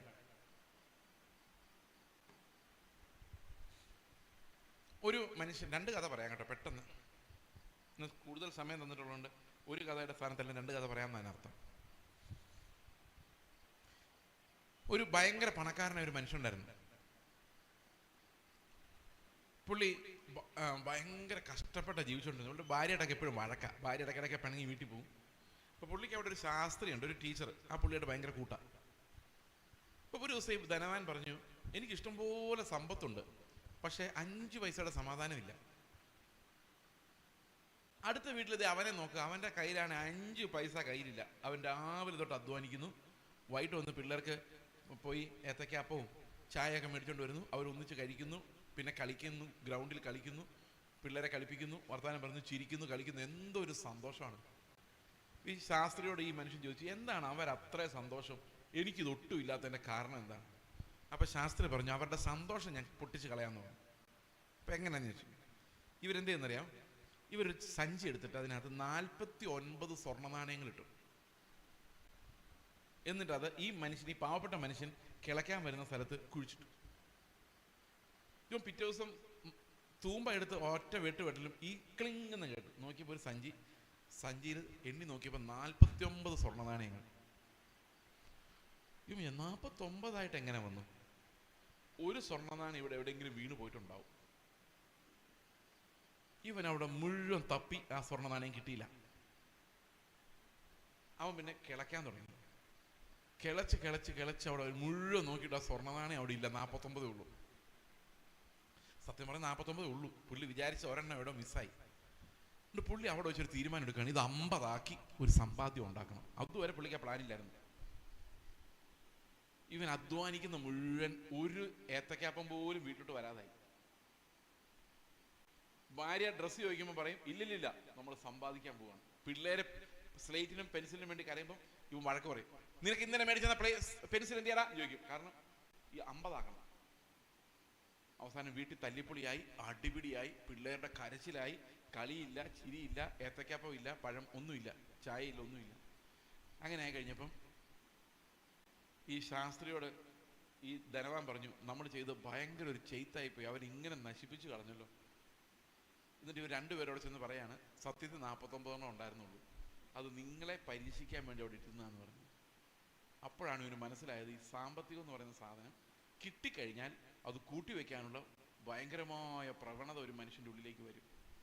അത് തുടച്ച് കളയാൻ പറ്റിയല്ല. കാരണം അത്ര പവറാണ് ഈ മാമോന്. വിറ്റാമിൻ എം എന്ന് പറയും മാമോൻ. അതുകൊണ്ട് കർത്താവ് പറഞ്ഞു, നിങ്ങൾക്ക് ഒരേ സമയത്ത് ദൈവത്തെയും മാമോനെയും സേവിക്കാൻ പറ്റത്തില്ല. കർത്താവിനാണ് ഇങ്ങനെ പറഞ്ഞാൽ മതിയായിരുന്നു, ഒരേ സമയത്ത് നിങ്ങൾക്ക് മാമോനെയും ദൈവത്തെയും പിശാചിനെയും സേവിക്കാൻ പറ്റത്തില്ല എന്ന് പറഞ്ഞാൽ മതിയായിരുന്നു. പക്ഷെ കർത്താവ് അങ്ങനെ പറഞ്ഞില്ല. അങ്ങനെ പറഞ്ഞാൽ പിശാചിനും അറിയാം, പിശാചിന് ഒരാൾ പോലും തിരഞ്ഞെടുക്കുകയില്ല. ഇവിടെ ഇരിക്കുന്ന ആരെങ്കിലും സാത്താൻ എൻ്റെ കൂടെ പോരുന്നുണ്ടോ എന്ന് വെച്ചാൽ പോവോ? പേടിച്ചു പോകും. നമ്മൾ ഈ സാത്താൻ വർഷിപ്പേഴ്സ് പറയുന്നവർ പോലും ആ വഴിക്ക് പോകില്ല. കാരണം ഒറിജിനൽ സാത്താൻ്റെ ആ സ്വഭാവം അറിയാൻ മേലാത്തോണ്ട് ഇവർ സാത്താൻ കീ ചെയ്യുന്നു പറഞ്ഞ് നടക്കുന്നത്. സാത്താൻ്റെ ഇരുട്ടെന്ന് പറഞ്ഞാൽ ഭയാനകമായ ഇരുട്ടാണ്. ആ ഇരുട്ടിലോട്ട് ഒരു മനുഷ്യനും പോകാൻ ആഗ്രഹിക്കത്തില്ല. എല്ലാവരും ദൈവത്തിൻ്റെ പുറകെ പോകുള്ളൂ എന്ന് സാത്താൻ അറിയാം. അതുകൊണ്ട് സാത്താൻ എന്താ ചെയ്തെന്ന് ചോദിച്ചു കഴിഞ്ഞാൽ, സാത്താൻ്റെ സുന്ദരനായ ഒരു പ്രോക്സി, ഒരു പകരക്കാരൻ, അവനാണ് മാമോൻ. ഈ മാമോൻ എടുത്ത് ഫ്രണ്ടിലോട്ട് വെച്ചിരുന്നിട്ട് ചോദ്യം ഇപ്പോൾ ഇതാണ്, നിങ്ങൾക്ക് ദൈവത്തെ വേണോ മാമോനെ വേണോ? അപ്പം നമ്മൾ എന്താ പറയുന്നറിയാം, ദൈവത്തെ വേണം. എന്താണെന്നറിയാം, മാമോൻ കിട്ടാൻ വേണ്ടി. അപ്പൊ ശരിക്കും നമുക്ക് വേണ്ടത് എന്തോ? അപ്പൊ നമ്മൾ സേവിക്കുന്നത് മാമോനെ, നമ്മളെ സേവിക്കുന്ന ആരാ? നമുക്ക് വേണ്ട മാമോനൊക്കെ തന്ന് നമ്മളെ സഹായിക്കുന്ന ആരാ? അപ്പൊ മാമോന്റെ സേവകർ നമ്മൾ, നമ്മുടെ സേവകൻ ദൈവം. ഇതെന്ത് വൃത്തികേടാ സഹോദരങ്ങളെ. ഈ മാമോനെ കൊണ്ടു തരുന്നോണ്ടല്ലേ ദൈവത്തോട് ഇത്ര സ്നേഹം. അതുകൊണ്ടല്ലേ നമ്മൾ എപ്പോഴും പറയുന്നത്, കഴിഞ്ഞ ആഴ്ചകളിൽ ഞങ്ങൾക്ക് മാമോനെ തന്ന് അനുഗ്രഹിച്ച ദൈവമേ നിനക്ക് സ്തോത്രം എന്ന് പറയുന്നത്. കഴിഞ്ഞ ആഴ്ച മാമോൻ ഇല്ലാതെ ചുറ്റിക്കറങ്ങി നടന്നപ്പോൾ ദൈവമേ നീയാണ് എനിക്ക് മാമോനെ തന്നത്. കേട്ടിട്ടില്ലേ ഇത്? അപ്പൊ നമുക്ക് ഏറ്റവും സ്നേഹം ആരോടാ?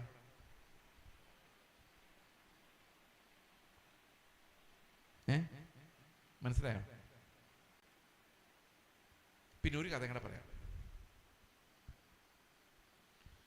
ഇത് ഞാൻ നേരത്തെ പറഞ്ഞിട്ടുള്ള കഥയാണ്, നിങ്ങൾ മറന്നു പോകുന്നുണ്ട്. ഇത് രണ്ടാമത് പറയുന്നത് എനിക്ക് എന്നാ പറഞ്ഞതെന്ന് വരെ ഏകദേശം ഓർമ്മയുണ്ട്.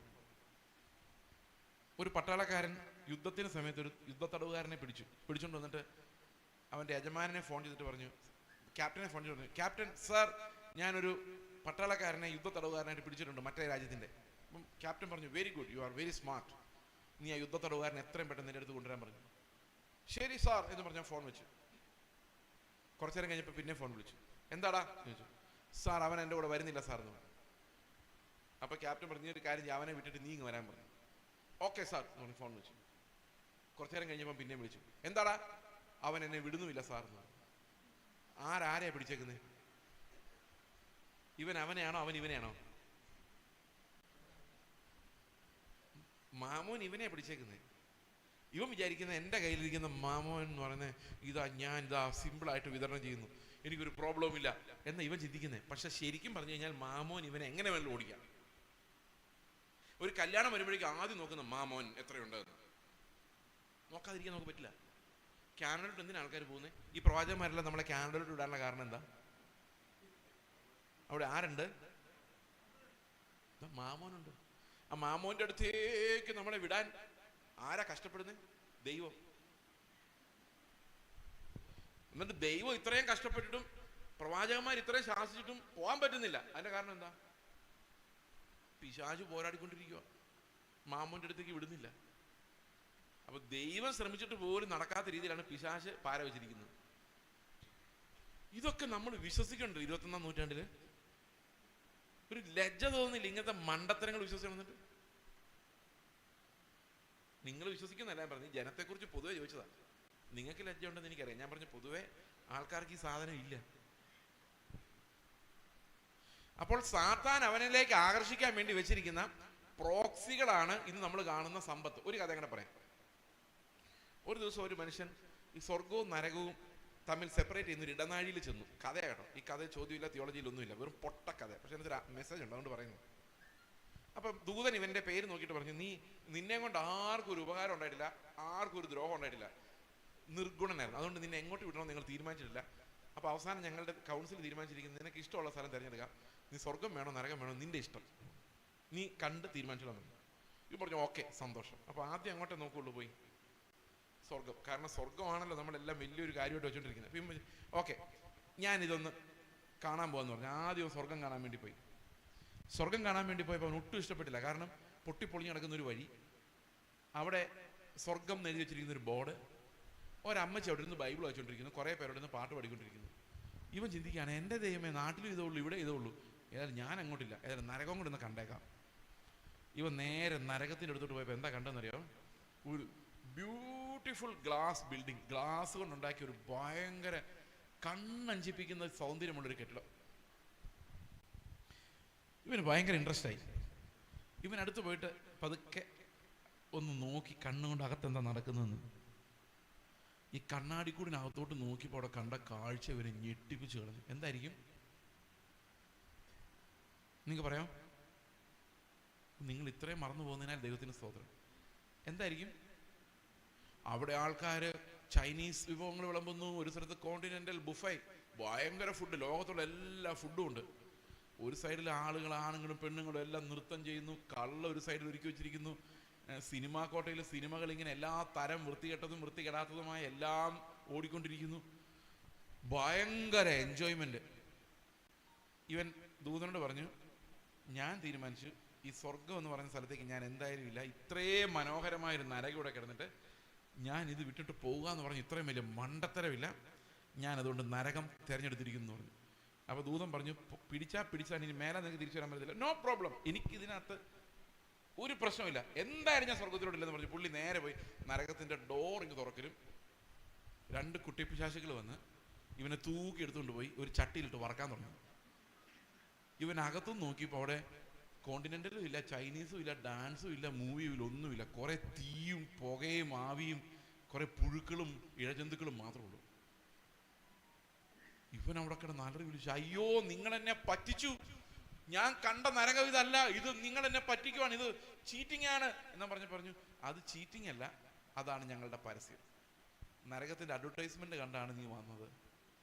കാരണം നീ മോഹിച്ചതിൻ്റെ എല്ലാം പുറകില് ഇങ്ങനൊരു പൈശാചികമായൊരു സാധനം ഉണ്ടായിരുന്നു.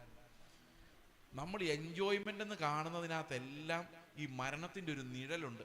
നമ്മളെ ആകർഷിക്കാൻ വേണ്ടി സാത്താൻ വെച്ചിരിക്കുന്നത് ഈ എൻജോയ്മെന്റുകളാണ്, രസം. നിങ്ങളൊന്ന് ആലോചിക്കുക, നമ്മുടെ ജീവിതത്തെ മുഴുവൻ കൺട്രോൾ ചെയ്യുന്ന ഈ രസമാണ്. അതാ ഈ പാപത്തിന്റെ വേരെന്ന് പറയുന്നത്. ഈ പാപത്തിന്റെ വേര് എന്ന് പറയുന്നത് തന്നെ രസമാണ്. നിങ്ങൾക്ക് ഒരാളുടെ വർത്താനം പറഞ്ഞെങ്കിൽ എന്ത് വേണം? രസം ഉണ്ടാവണം. രസമില്ലെങ്കിൽ നമ്മൾ നിർത്തിയിട്ട് പോകും. ആണ്ട് വർത്താനം പറഞ്ഞ രസമില്ല ബ്രദർ എന്ന് പറയും. കല്യാണം എങ്ങനെ ഡൈവോഴ്സ് ആവുന്നേ? ഞാനൊരു രഹസ്യം നിങ്ങളോട് പറയാം, മൈക്കിലൂടെ തന്നെ ഇരിക്കട്ടെ. 100 കല്യാണങ്ങൾ ഡൈവോഴ്സ് ആവുന്നുണ്ടെങ്കിൽ അതിൽ 65 എണ്ണവും ഇപ്പൊ സ്ത്രീകൾ ഡിമാൻഡ് ചെയ്തിട്ട് ഡൈവോഴ്സ് ആവുന്നു. പണ്ടൊക്കെ പുരുഷന്മാരാ എനിക്ക് കല്യാണം വേണ്ട, അവളെ വേണ്ടെന്ന് പറഞ്ഞ് വേറൊരുത്തിയുടെ പുറകെ പോകുന്നത്. ഇന്ന് അങ്ങനല്ല, ഇന്ന് സ്ത്രീകളാണ് മുങ്ങുന്നത്. ശ്രദ്ധിച്ചിട്ടുണ്ടോ അത്? ഇന്ന് ഡൈവോഴ്സ് നടക്കുന്ന 165% സ്ത്രീകളാണ് മടുക്കുന്നത്. ഞങ്ങൾക്ക് വേണ്ട, രസമില്ല ലൈഫിൽ. എന്തില്ല? രസമില്ല. രസമില്ലെങ്കിൽ ഞങ്ങളില്ല. എൻജോയ്മെന്റ് ഇല്ല, എന്റർടൈൻമെന്റ് ഇല്ല, കംഫർട്ട് ഇല്ല. ഞാൻ പോകുവാണ്, ടാറ്റ ബൈ ബൈ. അപ്പൊ ഒരു നിമിഷം ആലോചിച്ച് നോക്കിയേ, ഒരാളെ ഇട്ടിട്ട് പോകുമ്പോൾ ആ മനുഷ്യനോടൊരു സ്നേഹം. ക്രിസ്തു ഉള്ളിലുണ്ടെങ്കിലല്ലേ സ്നേഹം വരൂ. ക്രിസ്തു ഇല്ലാത്തവരെല്ലാം ജീവിക്കുന്നത് രസത്തിന് വേണ്ടി മാത്രം, സ്നേഹത്തിന് വേണ്ടി അല്ല.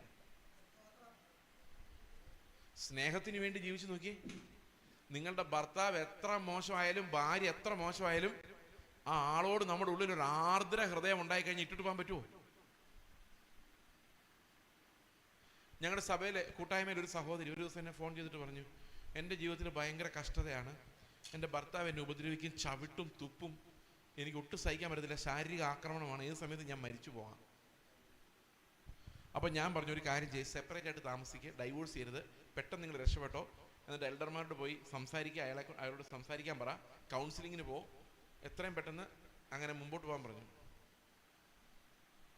അങ്ങനെ എനിക്ക് അഡ്വൈസ് ചെയ്യാൻ പറ്റുള്ളൂ, നിങ്ങൾ ചാവാൻ എനിക്ക് അഡ്വൈസ് ചെയ്യാൻ പറ്റില്ല, അത് അവർ തീരുമാനിക്കും.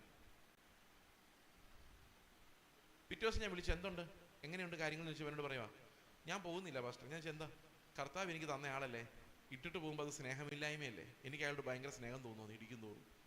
ഞാൻ പറഞ്ഞു ഓക്കെ ഫൈൻ. എൻ്റെ ഉപദേശം അവർക്ക് ആവശ്യമില്ല. കാരണം എന്താ, അവർ ക്രിസ്തുവിന് ഡയറക്റ്റാ, എനിക്ക് അത്രയും വിവരം ആയിട്ടില്ല.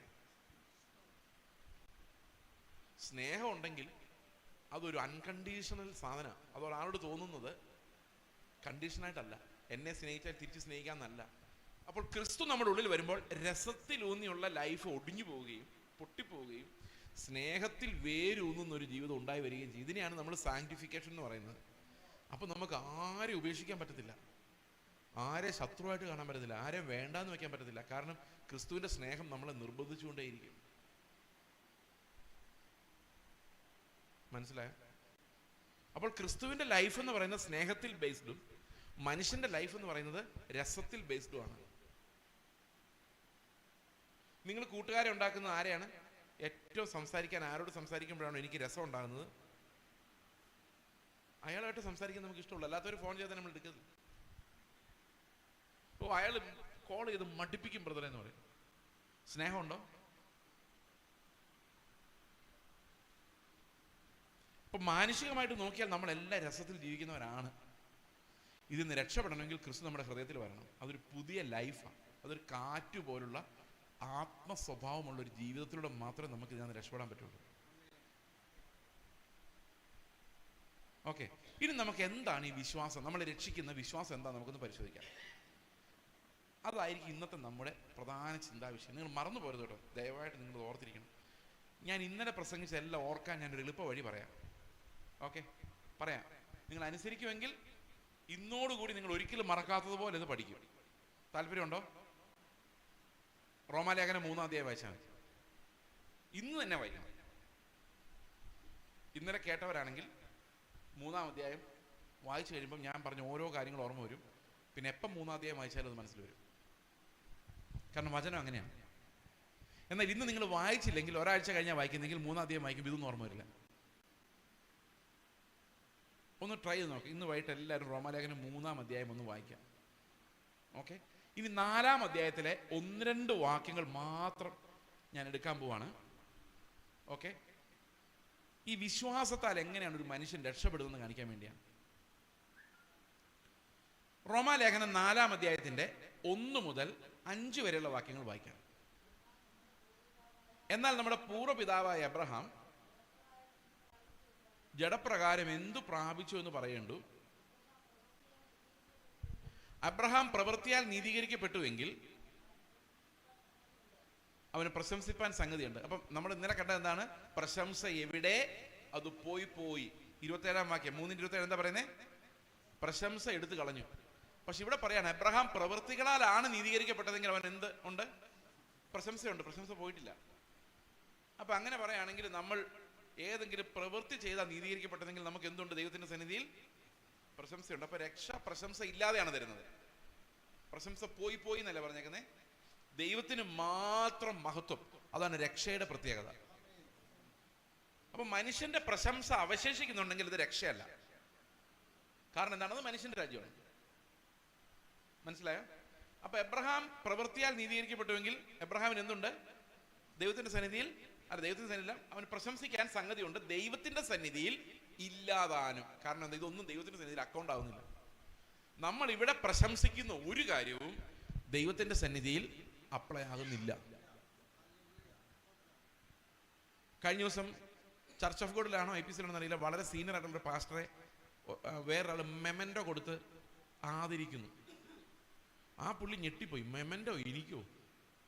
അവസാനം പുള്ളി മെമൻറ്റോ വാങ്ങിച്ചിട്ട് ഒരൊറ്റ കരച്ചിലായിരുന്നു. പുള്ളി പറഞ്ഞു, എനിക്കിത് വാങ്ങിക്കാൻ ഒരു അർഹതയുമില്ല, ഒരു പ്രശംസയുമില്ല. എനിക്ക് സങ്കടം തോന്നിപ്പോയി. പാവം. ആൾക്കാരെ കുഴിച്ചടിക്കാൻ വേണ്ടിയിട്ട് മെമൻറ്റോ ഉണ്ടാക്കിക്കൊണ്ട് ചെല്ലുക. അയാൾ കുഴിയിൽ നിന്ന് രക്ഷപ്പെട്ടു. കാരണം അയാൾ കരഞ്ഞതുകൊണ്ട്. കാരണം അത് കണ്ടപ്പോൾ അയാൾക്ക് കരച്ചിലാണ് വന്നത്. പാവം. ഇവിടെ പ്രശംസ കിട്ടിയാൽ അതിനർത്ഥം അത് നമ്മുടെ ജഡത്തിന്റെ പണിയാണ്. അല്ലെ നിങ്ങൾ എന്നെ എന്തിനാ പുകഴ്ത്തുന്നേ? എന്നെ ആരെയെങ്കിലും നിങ്ങൾ പുകഴ്ത്തുന്നുണ്ടെങ്കിൽ എൻ്റെ ജഡത്തിൽ എന്താ നന്മ കണ്ടിട്ട്? ആത്മാവിലെ നന്മ കാണുന്നെങ്കിൽ ദൈവത്തെയല്ലേ പുകഴ്ത്തുള്ളൂ. അപ്പൊ ഇവിടെ പ്രശംസ അവശേഷിപ്പിക്കാതെയാണ് ദൈവം നമ്മളെ രക്ഷിക്കുന്നത്. എന്നാൽ വിശ്വാസത്തിൽ അനേകം മാതൃകകൾ നമുക്കുണ്ട്. അതില്ലെന്നില്ല. നമ്മളെല്ലാം വിശ്വാസത്തിൽ മറ്റൊരാൾക്ക് നമുക്ക് മുമ്പിൽ മാതൃകയായി നടന്നവരുണ്ട്. ഇപ്പൊ ഞങ്ങളുടെ കൂട്ടായ്മയിൽ അനേകം ആൾക്കാർ എനിക്ക് മാതൃകയാണ്. എന്നെ ഉപദേശിക്കാൻ കപ്പാസിറ്റി ഒത്തിരി പേര് ഞങ്ങളുടെ ചുറ്റുമുണ്ട്. അവരുടെ ഉപദേശം ഞാൻ കേൾക്കാറുണ്ട്. As a child I listen to them. കാരണം ലോകത്തിൽ എല്ലായിടത്തും അപ്പനേക്കാൾ മിടുക്കരായി മക്കൾ വളരണമെന്നാണ് അപ്പൻ്റെ ആഗ്രഹം. വിശ്വാസ ലോകത്തിൽ ഒഴിച്ച്. വിശ്വാസ ലോകത്തിലൊരു പാസ്റ്റർ ഇരിക്കെ ആ പാസ്റ്ററുടെ മുകളിൽ വേറെ ആരും വരാതെ അയാളിൽ നിന്ന് ഒരടി താഴെ നിൽക്കും. എന്നാൽ സ്വന്തം മക്കളാണെങ്കിലോ, ഞാൻ 10ാം ക്ലാസ് വരെ പഠിച്ചിട്ടുള്ളൂ, അതിൻ്റെ മോനെ 9ാം ക്ലാസ് കഴിഞ്ഞ് നീ വളരാൻ ഞാൻ സമ്മതിക്കില്ല, തലയിരിക്കുമ്പോൾ വാലാടണ്ട. എങ്ങനെയുണ്ട് അപ്പൻ? എങ്ങനെയുണ്ട് അപ്പൻ? ഞാൻ പലപ്പോഴും ആലോചിച്ചിട്ടുണ്ട്, ഞങ്ങളുടെ ചർച്ചിൽ ഞാൻ പറയുന്നവരെല്ലാം സംഗതി നടന്നായിരുന്നെങ്കിൽ ഒരു വകയ്ക്കും കൊള്ളാത്തൊരു സംഭവമായിട്ട് മാറിയേനെ. കാരണം ഞാൻ വളരെ പരിമിതിയുള്ള ഒരാളാണ്. ഞാൻ മിഷനെ കുറിച്ച് പഠിപ്പിക്കാൻ അങ്ങേയറ്റം ആന്ധ്ര വരെ പോകുന്ന കാര്യം എനിക്കറിയത്തുള്ളൂ. പക്ഷെ ഞങ്ങളുടെ പിള്ളേര് നേരെ സിറിയയിലോട്ട് ഇറാഖിലോട്ടൊക്കെയാണ് പോയത്. അവരവിടെ ചെന്ന് എന്താ കാണിക്കുന്നത് എനിക്കറിയാൻ പറയാൻ പറ്റുമോ? എനിക്കൊന്നും പറഞ്ഞു കൊടുക്കാൻ പറ്റത്തില്ല. അവരെന്നെ പഠിപ്പിക്കുന്നത്. എന്നോട് പലരും, ഈവൻ എൻ്റെ മകൻ തന്നെ എന്നെ വിളിച്ച് പറയാറുണ്ട്. ഒരു ദിവസം എനിക്കൊരു മെസ്സേജ് അയച്ചിരിക്കുക. ഞാൻ ഭയങ്കര ടെൻഷൻ അടിച്ചിരിക്കുക ഒരു കാര്യത്തിൽ. അന്നേരം മകൻ എനിക്ക് അയച്ചേക്കാണ്, യുദ്ധം ചെയ്ത് ജയിക്കാൻ പറ്റത്തില്ല. കാരണം യുദ്ധം ജയിച്ചല്ല നമ്മൾ ജീവിക്കുന്നത്, വിശ്വാസത്താലാണ്. വിശ്വാസത്താൽ ജീവിക്കുക എന്ന് പറഞ്ഞാൽ നമ്മുടെ മുമ്പിൽ കർത്താവ് എന്താ വെച്ചിരിക്കുന്നതെന്ന് ഈ വിശ്വാസ ജീവിതത്തിന്റെ അവസാനം മനസ്സിലാവുള്ളൂ. അതുകൊണ്ട് വിശ്വാസം നോക്കി ജീവിക്കുക, അല്ലാതെ ജയിച്ച് ജീവിക്കാൻ നമ്മളെ കൊണ്ട് പറ്റത്തില്ല. പുള്ളി എനിക്ക് അയച്ചേക്കുന്ന. ഞാൻ എൻ്റെ മനസ്സിൽ പറഞ്ഞാൽ നീ ഇത്തിരിയുടെ സൗമ്യമായിട്ട് എന്നോട് സംസാരിക്കുക, എനിക്കിത് ഭയങ്കര കഠിന വാക്കായിട്ട് തോന്നുന്നു. കാരണം എനിക്ക് അത്രയും താങ്ങാൻ പറ്റുന്നില്ല. ഒത്തിരി പേരുണ്ട് അങ്ങനെ. അപ്പോൾ വിശ്വാസത്തിന്റെ മാതൃകകൾ എല്ലായിടത്തും ഉണ്ട്. നമ്മുടെ മുമ്പിൽ അവർ ഓടിക്കയറി പോകണം. നമ്മളെക്കാൾ അടുത്ത ജനറേഷൻ സ്ട്രോങ് ആണെങ്കിൽ മാത്രമേ ഈ ക്രിസ്ത്യാനിറ്റി ഇവിടെ നിലനിൽക്കുള്ളൂ. ഈ തലമുറയേക്കാൾ വലിയ റാഡിക്കലായിട്ടുള്ള തലമുറ. 20 വയസ്സുള്ള പിള്ളേര് പറയാണ് ഞങ്ങൾ മിഷണറി വേലയ്ക്ക് പോവാണ്. 21 വയസ്സുള്ള ഒരു കൊച്ച് ഒരു വളരെ വിദൂരമായ ദേശത്ത് 1 വർഷമായിട്ട് മിഷണറി വേല ചെയ്തിട്ട് 1 വർഷം കഴിഞ്ഞപ്പോൾ കൊച്ചനുണ്ട് ഞങ്ങളുടെ ഒന്ന് പറയാം, എങ്കിലേ 1 വർഷം കൊണ്ട് ഞാനവിടെ നിന്നോട്ടെ. തട്ടിപ്പോകാതെ 1 വർഷം നിന്ന് ദൈവത്തിന്റെ കൃപയാണ്. നിന്നോളാൻ പറഞ്ഞു. ഇപ്പം ഫെബ്രുവരിയിൽ ആ കുട്ടി തിരിച്ചു വരും. 22 വയസ്സുള്ളൂ. എനിക്ക് ചിന്തിക്കാൻ പോലും പറ്റത്തില്ല. It's much beyond what I ever did. കാരണം ഇതിനകത്ത് പ്രശംസ മനുഷ്യൻ്റെതല്ല, ഇത് ദൈവം ചെയ്യുന്ന. ഞാൻ ഇന്നും ചർച്ചിൽ പറഞ്ഞു, ഒരിക്കൽ പോലും ഞാൻ ഒരാളോടും പറഞ്ഞിട്ടില്ല നിങ്ങൾ മിഷണറി ആയിട്ട് പോകാൻ. പറഞ്ഞിട്ടില്ല. 10 പിള്ളേർ ഞങ്ങൾക്ക് മിഷണറിമാരായിട്ട് വളരെ ഡിഫിക്കൽട്ടായിട്ടുള്ള രാജ്യങ്ങളിലുണ്ട്. അവരോട് ഞാൻ പറഞ്ഞിട്ടില്ല പോകാൻ. ക്രിസ്തുവിനെ കുറിച്ച് പ്രസംഗിച്ചതേ ഉള്ളൂ. ആ ജീവൻ അവർക്ക് ലഭിച്ചപ്പോൾ അവരെ ദൈവം വിളിച്ചു, അവർ പോയി. അത് അവരുടെ കോളിംഗ് ആണ്, അവർ കാറ്റ് പോലെ പോവാണ്.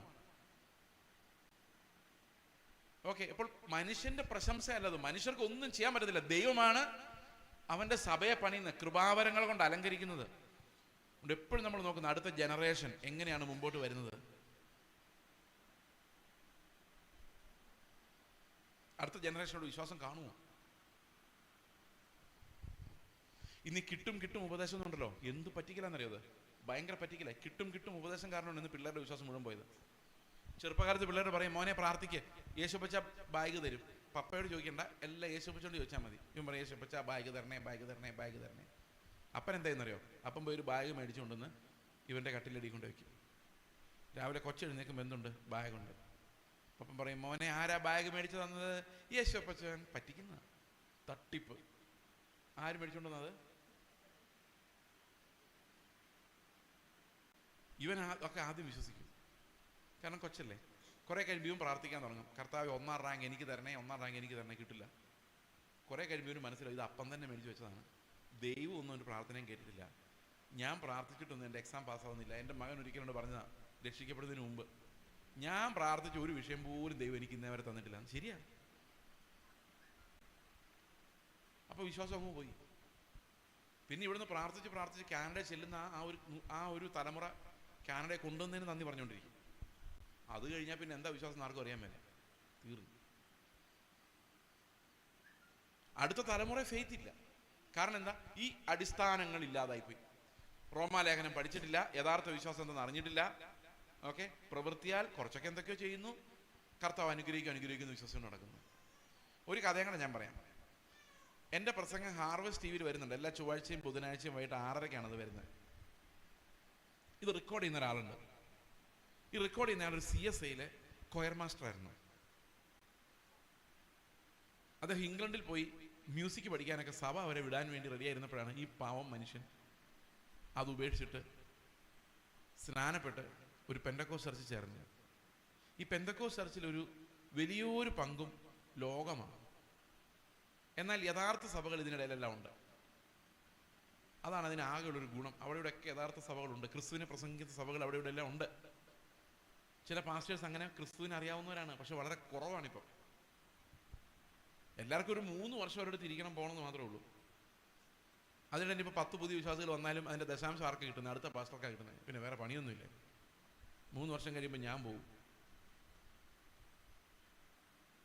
ഇതാണ് അവസ്ഥ. പക്ഷെ അതിനിടയിൽ നല്ല സഭകളുണ്ട്. നല്ല സഭകൾ അവരുടെ ഇടയിൽ ഉള്ളൂ, കുറച്ചൊക്കെ എങ്കിലും ഉള്ളൂ. ക്രിസ്തുവിനെ കുറിച്ച് പ്രസംഗിക്കുന്ന അവരൊക്കെ ഉള്ളൂ. ഇപ്പോഴും അത് വളരെ കുറഞ്ഞ് ഇല്ലാതായി എങ്കിൽ പോലും. അപ്പൊ ഈ മനുഷ്യൻ നേരെ ഒരു പെന്തക്കോസ്റ്റ് ചർച്ചിലോട്ട് ഇന്ന് സ്നാനപ്പെട്ടു. 4 പ്രധാന അപകടങ്ങളാണ് പുള്ളിക്കുണ്ടായത്. 4 പ്രധാന അപകടങ്ങൾ. ഒന്ന്, പുള്ളി ഭയങ്കര പ്രശസ്തനായ ഒരു വീഡിയോഗ്രാഫറായിരുന്നു. ഏഷ്യാനെറ്റുകാർ വിളിക്കുന്നു, ഗവൺമെന്റ് പ്രോഗ്രാമിന് വിളിക്കുന്നു, മുഖ്യമന്ത്രിയൊക്കെ പങ്കെടുക്കുന്ന യോഗങ്ങളിൽ വീഡിയോ പിടിക്കാൻ പുള്ളിയെ വിളിക്കുന്നു, TV ചാനലുകാർ വിളിക്കുന്നു, സിനിമാക്കാരുമായിട്ട് ബന്ധം. സിനിമ പിടിക്കാൻ പുള്ളി പോകില്ല വിശ്വാസം കാരണം, പക്ഷെ സിനിമാക്കാരെല്ലാം ചില സ്റ്റിൽസൊക്കെ എടുക്കാൻ പുള്ളി വിളിക്കും. പുള്ളി ഭയങ്കര പ്രശസ്തനായ മനുഷ്യനായിരുന്നു. എപ്പോൾ സ്നാനപ്പെട്ട് ഇങ്ങോട്ട് കയറിയോ അപ്പോൾ തന്നെ ആ കോള് മുഴുവൻ തീർന്നു. മരണ വീട്ടിലെ വീഡിയോ എടുക്കാൻ പോലും ആരും വിളിക്കുന്നില്ല. 2, വീട്ടിൽ ഭാര്യയും ഭർത്താവും തമ്മിൽ പൊരിഞ്ഞാടി. വഴക്കെന്ന് പറഞ്ഞു കഴിഞ്ഞാൽ പുള്ളിക്കാർ പറയുന്നത്, നിങ്ങൾ എവിടോ ഗുരുമാലിൽ പോയി ചാടിയിരിക്കുകയാണ്, അതൊരു വഞ്ചന സഭയാണ്, അതിനകത്ത് ഞാൻ വരത്തില്ല. ഭയങ്കര. 3, ഒരു ദിവസം പുള്ളി നോക്കിയപ്പോൾ ഒരു കണ്ണ് കാണാൻ വയ്യ, മങ്ങിയിരിക്കുക. ഹോസ്പിറ്റലിൽ ഓടിപ്പോയി, ആ വെപ്രാളമായി പോയി. ഹോസ്പിറ്റലിൽ ചെന്ന് കഴിഞ്ഞ് പറയും, കണ്ണിനകത്ത് നീര് വന്നിരിക്കുകയാണ്, 25,000 രൂപയുടെ ഇഞ്ചക്ഷൻ എടുക്കണം. ആലോചിക്കണം, ലൈഫ് പോയ പോക്ക്. 5 പൈസ ജീവിക്കാൻ കയ്യിലില്ല, ഒരു പണിയുമില്ല, ആരും വിളിക്കുന്നുമില്ല. പിന്നെ ഒരു ദിവസം നോക്കിയപ്പോൾ സ്റ്റെപ്പ് കയറാൻ വയ്യ, കാലിന് ഭയങ്കര പെയിൻ, നടക്കാൻ വയ്യ. ഇങ്ങനെ പുള്ളി കഷ്ടപ്പെട്ടു, പൈസ ഇല്ലാതെ കഷ്ടപ്പെട്ടു. ആകെ ഉള്ളത് എൻ്റെ വീഡിയോ എടുക്കാന്നുള്ളൊരു ഒറ്റ പണി മാത്രം. അതിൻ്റെ ചെറിയ എമൗണ്ട് ആരോ ഒരാൾ സ്പോൺസർ ചെയ്ത് കൊടുക്കുന്നുണ്ട്. അങ്ങനെ ഇരിക്കും. ഒരു ദിവസം പുള്ളി എന്നോട് പറഞ്ഞു, ഞങ്ങളുടെ പാസ്റ്റർക്ക് ഭയങ്കര പ്രൊഫസിയാണ്, ആ പ്രൊഫസി കേട്ടാൽ നിങ്ങൾ ഞെട്ടും. ഇപ്പോൾ ആ പാസ്റ്ററിനറിയാം ഞാൻ അമ്പലമേടിൽ നിന്ന് വചനം പ്രസംഗിക്കുവാന്ന്. പുള്ളിക്ക് അവിടെ ഇരുന്നോണ്ടറിയാം. അതുപോലത്തെ പ്രൊഫസി. നീ ഇന്നലെ കറുകച്ചാൽ സ്റ്റാൻഡിൽ നിൽക്കുമ്പോൾ ഞാൻ നിന്നെ കണ്ടെന്നൊക്കെ പറഞ്ഞ പ്രവചിക്കുന്നു. ഇയാൾ അമ്പരന്ന് പോയി. എന്തൊരു കാഴ്ച, എന്തൊരു ദിവ്യദൃഷ്ടി. പക്ഷെ കുറെ കഴിഞ്ഞപ്പോഴാണ് മനസ്സിലായത് ഈ പുള്ളിയുടെ ഗൂഗിൾ അക്കൗണ്ട് പുള്ളിയുടെ ലാപ്ടോപ്പിൽ ഓണായി കിടക്കുമായിരുന്നു. അപ്പോൾ ഗൂഗിൾ ലൊക്കേഷൻ വെച്ച് ഇയാൾ എവിടെയാണെന്ന് കൃത്യമായിട്ട് പാസ്റ്റർക്ക് കാണാം. ഇത് വെച്ചാണ് ഈ പ്രസംഗം. പുള്ളി നോക്കിയപ്പോൾ പുള്ളിയുടെ ഫോണിൽ ഇങ്ങേരുടെ ഗൂഗിൾ അക്കൗണ്ട്. പുള്ളി അതെല്ലാം ഡിലീറ്റ് ചെയ്ത് ഔട്ടാക്കി. പുള്ളിക്ക് മനസ്സിലായി ഇത് മുഴുവനോടെ തട്ടിപ്പാണ്. പുള്ളി എന്ത് ചെയ്യുന്നറിയോ, നേരെ പാസ്റ്റർ പറഞ്ഞു ഈ തട്ടിപ്പിന് ഞാനിനിയില്ല, ഇതാ ഇറങ്ങുന്നു. സ്റ്റെപ്പ് വെളിയിലോട്ട് വെച്ചു. കോളേജ് ഏഷ്യാനെറ്റിൽ 30 ദിവസത്തേക്ക് ഒരു പ്രോഗ്രാം. 30 ദിവസത്തേക്ക് റെമ്യൂണറേഷൻ 9 ലക്ഷം രൂപ. ആലോചിച്ചു. പൈസ കിട്ടുന്ന കാര്യമല്ല ഞാൻ പറഞ്ഞു. നിങ്ങൾ വിചാരിക്കും പൈസ കിട്ടുന്ന എൻ്റെ കാര്യമൊന്ന്. അതല്ല എൻ്റെ കാര്യം. വീട്ടിൽ ഭയങ്കര സമാധാനം. ഭാര്യ പറഞ്ഞു നിങ്ങൾ ഇപ്പോഴാണ് നേരെയായത്. അയാളൊരു ദിവസം കാറിൽ പോകുമ്പോൾ ഫ്രണ്ടിൽ ഓട്ടോയിലെല്ലാം ചെറിയ സ്ക്രിപ്റ്റ് പുള്ളി വായിക്കുന്നു. കണ്ണ് സൗഖ്യമായി, കാലിനും പെയിനില്ല. ആ ചർച്ചിൻ്റെ പടി എപ്പോൾ ഇറങ്ങിയോ ഒരു ഭൂതം പുള്ളിയുടെ മേളിൽ നിന്ന് പോയി. പിന്നെ 9 ലക്ഷം ഒന്നും കിട്ടിയില്ല കേട്ടോ. അത് ഏതാണ്ട് കുറച്ചേ പുള്ളി കിട്ടിയുള്ളൂ, ബാക്കി അവർ പറ്റിച്ചു. പക്ഷേ പുള്ളിക്ക് പ്രോഗ്രാം കാരണം ഇപ്പം ഇനി എൻ്റെ റെക്കോർഡ് ചെയ്യാൻ പുള്ളിക്ക് സമയം കിട്ടുന്നില്ല. ഇപ്പം ഞാൻ പുള്ളിയുടെ പുറകെ നടക്കുക, നേരത്തെ പുള്ളി എൻ്റെ പുറകെ നടക്കുക. അപ്പം ഞാനിത് ആലോചിച്ചത് എന്താ ഈ പരിപാടി എന്തുകൊണ്ടാണ് സംഭവിക്കുന്നത് ചോദിച്ചു കഴിഞ്ഞപ്പോൾ എനിക്ക് അതിനകത്തൊരു ടെക്നിക്ക് മനസ്സിലായി. ഇതിനൊരു ഗുട്ടൻസ് ഉണ്ട്. ഈ ഗുട്ടൻസ് നിങ്ങൾ മനസ്സിലാക്കണം. പണ്ട് ഇന്ദിരാഗാന്ധി ദാരിദ്ര്യ നിർമ്മാർജ്ജനത്തിന് വേണ്ടി 20 ദിന പ്രോഗ്രാം എന്ന് പറഞ്ഞൊരു പരിപാടി തുടങ്ങി 1970. അന്ന് ഞാനില്ല, ഞാൻ ഉണ്ടാകുന്ന കാര്യമൊന്നും പദ്ധതിയിൽ എൻ്റെ അപ്പനും അമ്മയും പോലും പരസ്പരം കണ്ടിട്ടില്ല. പക്ഷേ ഞാൻ വായിച്ചിട്ടുണ്ട് 20 ദിന പ്രോഗ്രാം എന്ന് പറഞ്ഞ് ഇന്ദിരാഗാന്ധിയുടെ പരിഷ്കാരം. അപ്പോൾ ഒരാൾ ഇന്ദിരാഗാന്ധി ചോദിച്ചു, ഈ 20 ദിന പ്രോഗ്രാം കൊണ്ട് ഇന്ത്യക്കാർ മുഴുവൻ ദാരിദ്ര്യത്തിൽ നിന്ന് രക്ഷപ്പെട്ടാൽ നിങ്ങൾക്ക് പിന്നെ ആര് വോട്ട് ചെയ്യും? അപ്പോൾ ഇന്ദിരാഗാന്ധി പറഞ്ഞു ഇത്രയും പേരെ രക്ഷിച്ചെന്നുള്ള നന്ദി അവർക്കുണ്ടാവുമല്ലോ, അപ്പോൾ എനിക്ക് തന്നെ വോട്ട് ചെയ്യത്തില്ലേ? അന്നേരം അവർ പറഞ്ഞില്ല, കാരണം ഇപ്പോൾ ഭയങ്കര ദാരിദ്ര്യമായതുകൊണ്ട് ഇന്ദിരാഗാന്ധി വന്ന് നിങ്ങളെ രക്ഷിക്കുമെന്ന് പറഞ്ഞുകൊണ്ടാണ് ഇവർ വോട്ട് ചെയ്യുന്നത്. ദാരിദ്ര്യം മാറിക്കഴിഞ്ഞാൽ ആരും വന്ന് രക്ഷിക്കണ്ടല്ലോ. മനസ്സിലായോ? അപ്പോൾ ഇഷ്ടമുള്ളവർക്ക് വോട്ട് ചെയ്യാലോ, കാരണം എന്തായാലും രക്ഷപ്പെട്ടു. ഇനിയിപ്പം രക്ഷപ്പെടുത്തുന്ന ആൾ വേണ്ടല്ലോ. അപ്പം നിങ്ങളെ അവർ തള്ളിക്കളയെന്ന് പറഞ്ഞു. ഈ ദരിദ്രന്മാരെ സൂക്ഷിക്കുന്ന അവരുടെ ഒരു ടെക്നിക്കാണ്. അതുപോലെ തന്നെയാണ് ഈ സഭകളിൽ നടക്കുന്നത്. കുറേ ആൾക്കാർ എപ്പോഴും വിടുതൽ വേണം എന്ന് പറഞ്ഞ് നടക്കുക. അവരൊരിക്കലും വിടുതൽ പ്രാപിക്കത്തില്ല. അവരുടെ പോക്കറ്റിൽ നിന്ന് ഞെക്കി പിഴിഞ്ഞ് പാസ്റ്റർമാർ വിടുതൽ പ്രാപിക്കും. അവർ ഭയങ്കര റിച്ചാവും. എന്നാൽ തിരിച്ച് ഇങ്ങനെ ഞെക്കിപ്പിഴിയാൻ നമുക്ക് പറ്റാത്തത് കൊണ്ടും അവർ ഞെക്കിപ്പിഴിയാൻ നിന്ന് തരാത്തത് കൊണ്ടും നമ്മൾ താഴോട്ട് പോയിക്കൊണ്ടിരിക്കും. നമ്മൾ വിചാരിക്കും അയൽവക്കക്കാർ കൂടോത്രം ചെയ്തതാണ്, അതുകൊണ്ടാണ് ഞാൻ രക്ഷപ്പെടാത്ത, എൻ്റെ വിശ്വാസത്തിന് എന്തോ പ്രോബ്ലം ഉണ്ട്, അതുകൊണ്ടാണ് ഞാൻ ഇങ്ങനെ കിടക്കുന്നത്. നിങ്ങളിങ്ങനെ കിടക്കുന്നത് വേറൊന്നും കൊണ്ടല്ല, വല്ലാതെ യാചിക്കുന്നതുകൊണ്ട് ഒന്നും കിട്ടാത്തതാണ്.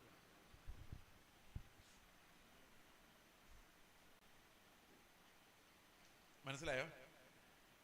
ആ ഒരു സ്പിരിച്വാലിറ്റി നിങ്ങൾ വിട്ടേ പറ്റൂ. ഏതാ? വേണം. ഞാനൊരു കഥ കൂടെ പറയാം നിങ്ങളെ ആശ്വസിപ്പിക്കാൻ വേണ്ടി. ഇത്തിരി കൂടിപ്പോയില്ലേ? ഒരു ആശ്വാസം വേണ്ടേ?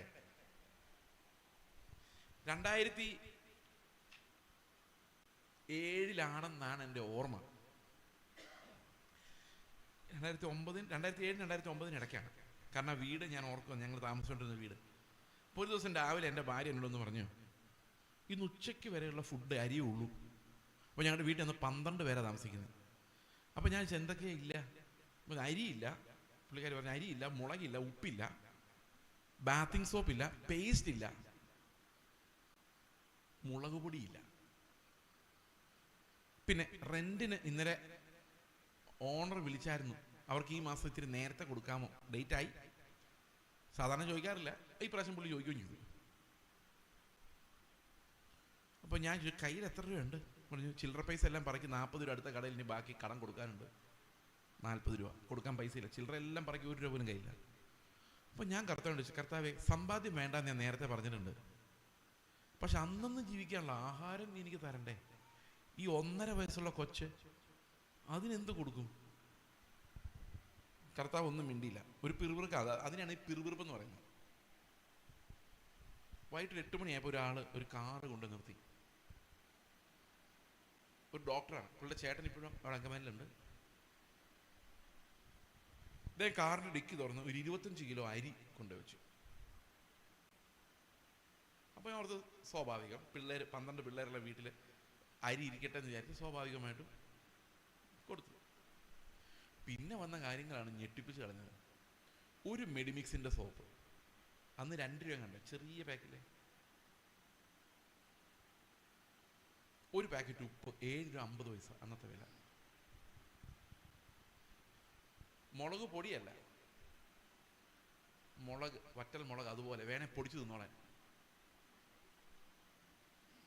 പേസ്റ്റ് നമ്മൾ പ്ലാസ്റ്റിക്കിനകത്ത് വരുന്ന, പ്ലാസ്റ്റിക് ചെറിയ കവറിനകത്ത് വരുന്ന 5 രൂപയുടെ പേസ്റ്റ് ഓർമ്മയുണ്ടോ? അറിയാം, അങ്ങനത്തെ ഒരു പേസ്റ്റ്.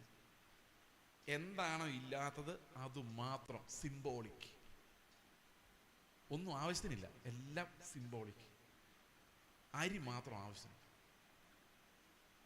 പുള്ളി പോകാൻ നേരത്തെ ഒരു 3000 രൂപ എടുത്തു തന്നു. ഇതിരിക്കട്ടെ, 2850 രൂപയാണ് റെന്റ്. പുള്ളി ഇറങ്ങിപ്പോയി.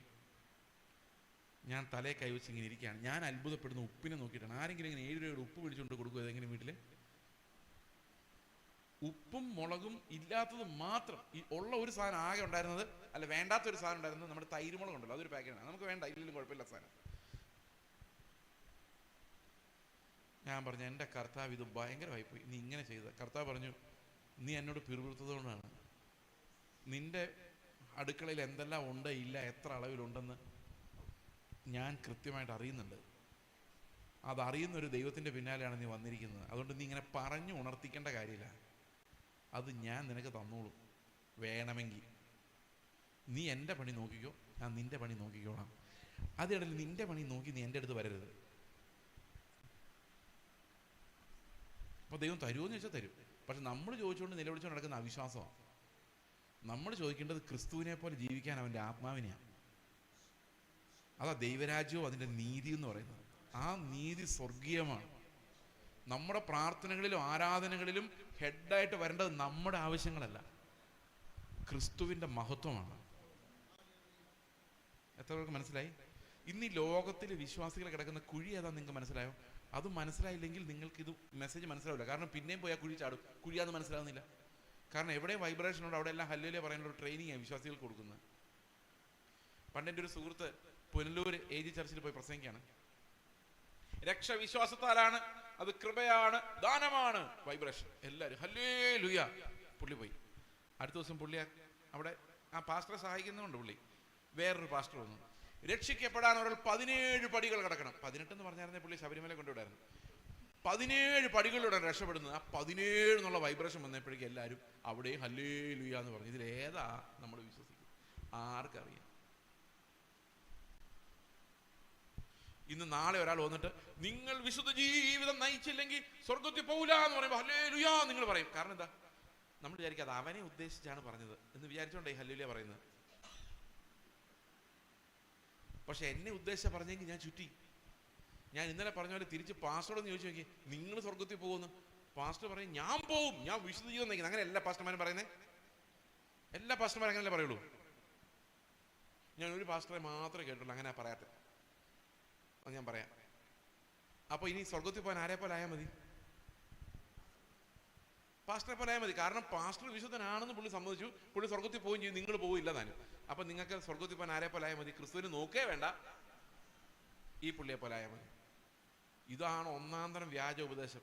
നാളെ ഇത് കേൾക്കുമ്പോഴും വിശുദ്ധീന്ന് വൈബ്രേഷനെ പറയുമ്പോൾ നമ്മളെല്ലാവരും ഹല്ലേലൂയ പറഞ്ഞു പോകും. അന്നേരം എന്താ മറക്കുന്നറിയോ? ക്രിസ്തുവാണ് നമ്മുടെ വിശുദ്ധി എന്നുള്ളത് മറക്കും. വിശ്വാസത്താലാണ് ആ ജീവിതം നയിക്കുന്നത് എന്നുള്ളത് മറക്കും. വിശുദ്ധി എന്ന് പറയുന്നത് ക്രിസ്തു നമ്മിൽ വസിക്കുമ്പോൾ നമുക്ക് ലഭിക്കുന്ന ക്രിസ്തുവിൻ്റെ സ്വഭാവമാണെന്നുള്ളത് മറക്കും. പിന്നെ നമ്മൾ എന്തോർക്കുമെന്ന് ചോദിച്ചു കഴിഞ്ഞാൽ ഈ പുറമേ ഉള്ളത്, അവർ പറയുന്ന ഈ പുറമേ ഉള്ള കാര്യങ്ങൾ ഓർക്കും. നമ്മുടെ സ്വഭാവം അങ്ങനെയാണ്, നമുക്ക് അതേ ഓർക്കാൻ പറ്റുള്ളൂ. ക്രിസ്തുവിൻ്റെ കണക്ഷൻ എപ്പോഴും നമ്മുടെ ഹൃദയത്തിൽ നിന്ന് വിട്ടുപോയിക്കൊണ്ടേയിരിക്കും. അത് നമ്മളിൽ ജീവനായി മാറുന്നവരെ ഇത് പിടികിട്ടത്തില്ല. ഓക്കെ, എബ്രഹാമിൻ്റെ കഥ നമ്മൾ പറഞ്ഞുകൊണ്ടിരുന്നത്. ഈ എബ്രഹാമിൻ്റെ കഥയിൽ നമ്മൾ കാണുന്നത് അവൻ പ്രവൃത്തികളാൽ നീതീകരിക്കപ്പെട്ടുവെങ്കിലും പ്രശംസിപ്പാൻ സംഗതിയുണ്ട്, എന്നാൽ ദൈവത്തിൻ്റെ സന്നിധിയിൽ ഇല്ലാതാനും. അടുത്ത വാക്യം വായിച്ചേ. അബ്രഹാം ദൈവത്തിൽ വിശ്വസിച്ചു, അത് അവന് നീതിയായി കണക്കിട്ടു. അപ്പൊ വിശ്വാസം തന്നെയാണ് എന്തായിട്ട് മാറിയത്? നീതിയായിട്ട് മാറിയത്. അടുത്ത വാക്യം.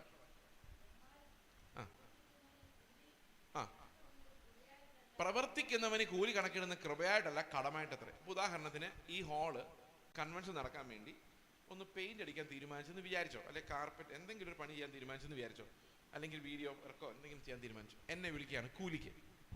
ഞാൻ ഇവിടെ വന്ന് രാവിലെ മുതൽ വൈകിട്ട് വരെ അധ്വാനിച്ചിട്ട് സാൽമൺ ബ്രദറിൻ്റെ അടുത്ത് നിന്ന് പറയാണ്, ഞാൻ പണി തീർന്നു കേട്ടോ, ഞാൻ പോവാണ്. അപ്പോൾ സാൽമൺ ബ്രദർ എനിക്ക് 1000 രൂപ എടുത്തു തരുന്നു. എന്നിട്ട് എന്നോട് പറയാണ്, ചേസ് ബ്രദറെ, ഇത് കൃപയാണെന്ന് വിചാരിച്ചാൽ മതി. ഞാൻ സമ്മതിക്കുമോ? സമ്മതിക്കില്ല. കാരണം എന്താ? ഞാൻ അധ്വാനിച്ചതാ, അതിന് കടം. ഞാൻ 5 മണിക്ക് പണി കഴിഞ്ഞ് ഇറങ്ങുമ്പം എനിക്ക് 1000 രൂപ തന്നില്ലെങ്കിൽ സാൽമൺ ബ്രദർ എനിക്ക് 1000 രൂപ കടപ്പെട്ടിരിക്കുന്നു. അല്ലേ? ശരിയല്ലേ? അല്ലേ? നമ്മൾ ദൈവത്തോട് പലപ്പോഴും പറയല്ലേ, ഞങ്ങൾ എന്തുമാത്രം നിനക്ക് വേണ്ടി ട്രാക്റ്റും ചുമന്നുകൊണ്ട് സുവിശേഷ വില ചെയ്താണ്, നീ ഞങ്ങൾക്ക് കടപ്പെട്ടിരിക്കുവാണ്. കടം വീട്ട്, അവൻ ആർക്കും കടക്കാരനല്ല എന്ന് പറഞ്ഞാൽ ഞാൻ ചെയ്തതിനെല്ലാം ദൈവം എനിക്ക് പൈസ തരണം. ഇപ്പൊ പ്രവൃത്തിക്ക് പ്രതിഫലമായി വരുന്നതൊന്നും കൃപയല്ല, പിന്നെന്താണ്? ആള് കടം വീട്ടുന്നതാണ്. ഇനി അടുത്ത വാക്യം വായിച്ചു നോക്കിയേ. പ്രവർത്തിക്കാത്തവനെങ്കിലും അഭക്തനെ നീതീകരിക്കുന്നവനിൽ വിശ്വസിക്കുന്നവനോ അവന്റെ വിശ്വാസം നീതിയായി കണക്കിടുന്നു. അപ്പൊ ശരിക്കും എങ്ങനെ വിശ്വസിക്കണം? ദൈവത്തിൽ പ്രവൃത്തി കൂടാതെ വിശ്വസിക്കണം. അത് മനുഷ്യനെ കൊണ്ട് സാധിക്കില്ല. കാരണം മനുഷ്യൻ ദൈവത്തോട് പറയുന്നത്, അങ്ങനെ ഫ്രീ ആയിട്ട് ഞങ്ങളെ രക്ഷിക്കേണ്ട, ഞങ്ങളെങ്കിലും ഒന്ന് കോൺട്രിബ്യൂട്ട് ചെയ്ത് നമുക്ക് ഒന്നിച്ച് സഹകരിച്ച് മുമ്പോട്ട് പോകാം. നീ കൽപ്പനകൾ പറയുന്നു, ഞങ്ങൾ അനുസരിക്കുന്നു. നീ ഞങ്ങൾക്കായി മരിക്കുന്നു, ഞങ്ങളത് വിശ്വസിക്കുന്നു, ട്രാക്ട് അടിച്ചു കൊടുക്കുന്നു. അങ്ങനെ ഒരു സഹകരണ സംഘമായിട്ട് മുമ്പോട്ട് പോയി അങ്ങനെ മതി. ഞങ്ങൾ അഭിമാനികളാണ്, നീ സൗജന്യമായിട്ട് തരുന്നതൊന്നും ഞങ്ങൾ വാങ്ങിക്കുന്നില്ല. പക്ഷെ അങ്ങനെ പറയുന്നവനെല്ലാം ദൈവത്തിൽ നിന്ന് എന്താ ചോദിക്കുന്നത്? പ്രവൃത്തിക്ക് പ്രതിഫലം ചോദിക്കുന്നത്, കൃപയല്ല ചോദിക്കുന്നത്. ഇനി കൃപ ചോദിക്കുന്ന ആൾ എന്താ പറയുന്നറിയോ? കൃപ ചോദിക്കുന്ന ആൾ പറയുന്നത് എങ്ങനെയാണ്? അയ്യോ, ഞാൻ അരിഷ്ട മനുഷ്യൻ. നിനക്ക് ഏതെങ്കിലും ഒരു മനുഷ്യനെ, എന്നെ രക്ഷിക്കാൻ സാധിക്കണമെങ്കിൽ, ഒരു വകയ്ക്കൊള്ളാത്ത ആൾക്കാരെ രക്ഷിക്കാൻ നിനക്കൊരു പദ്ധതി വേണം.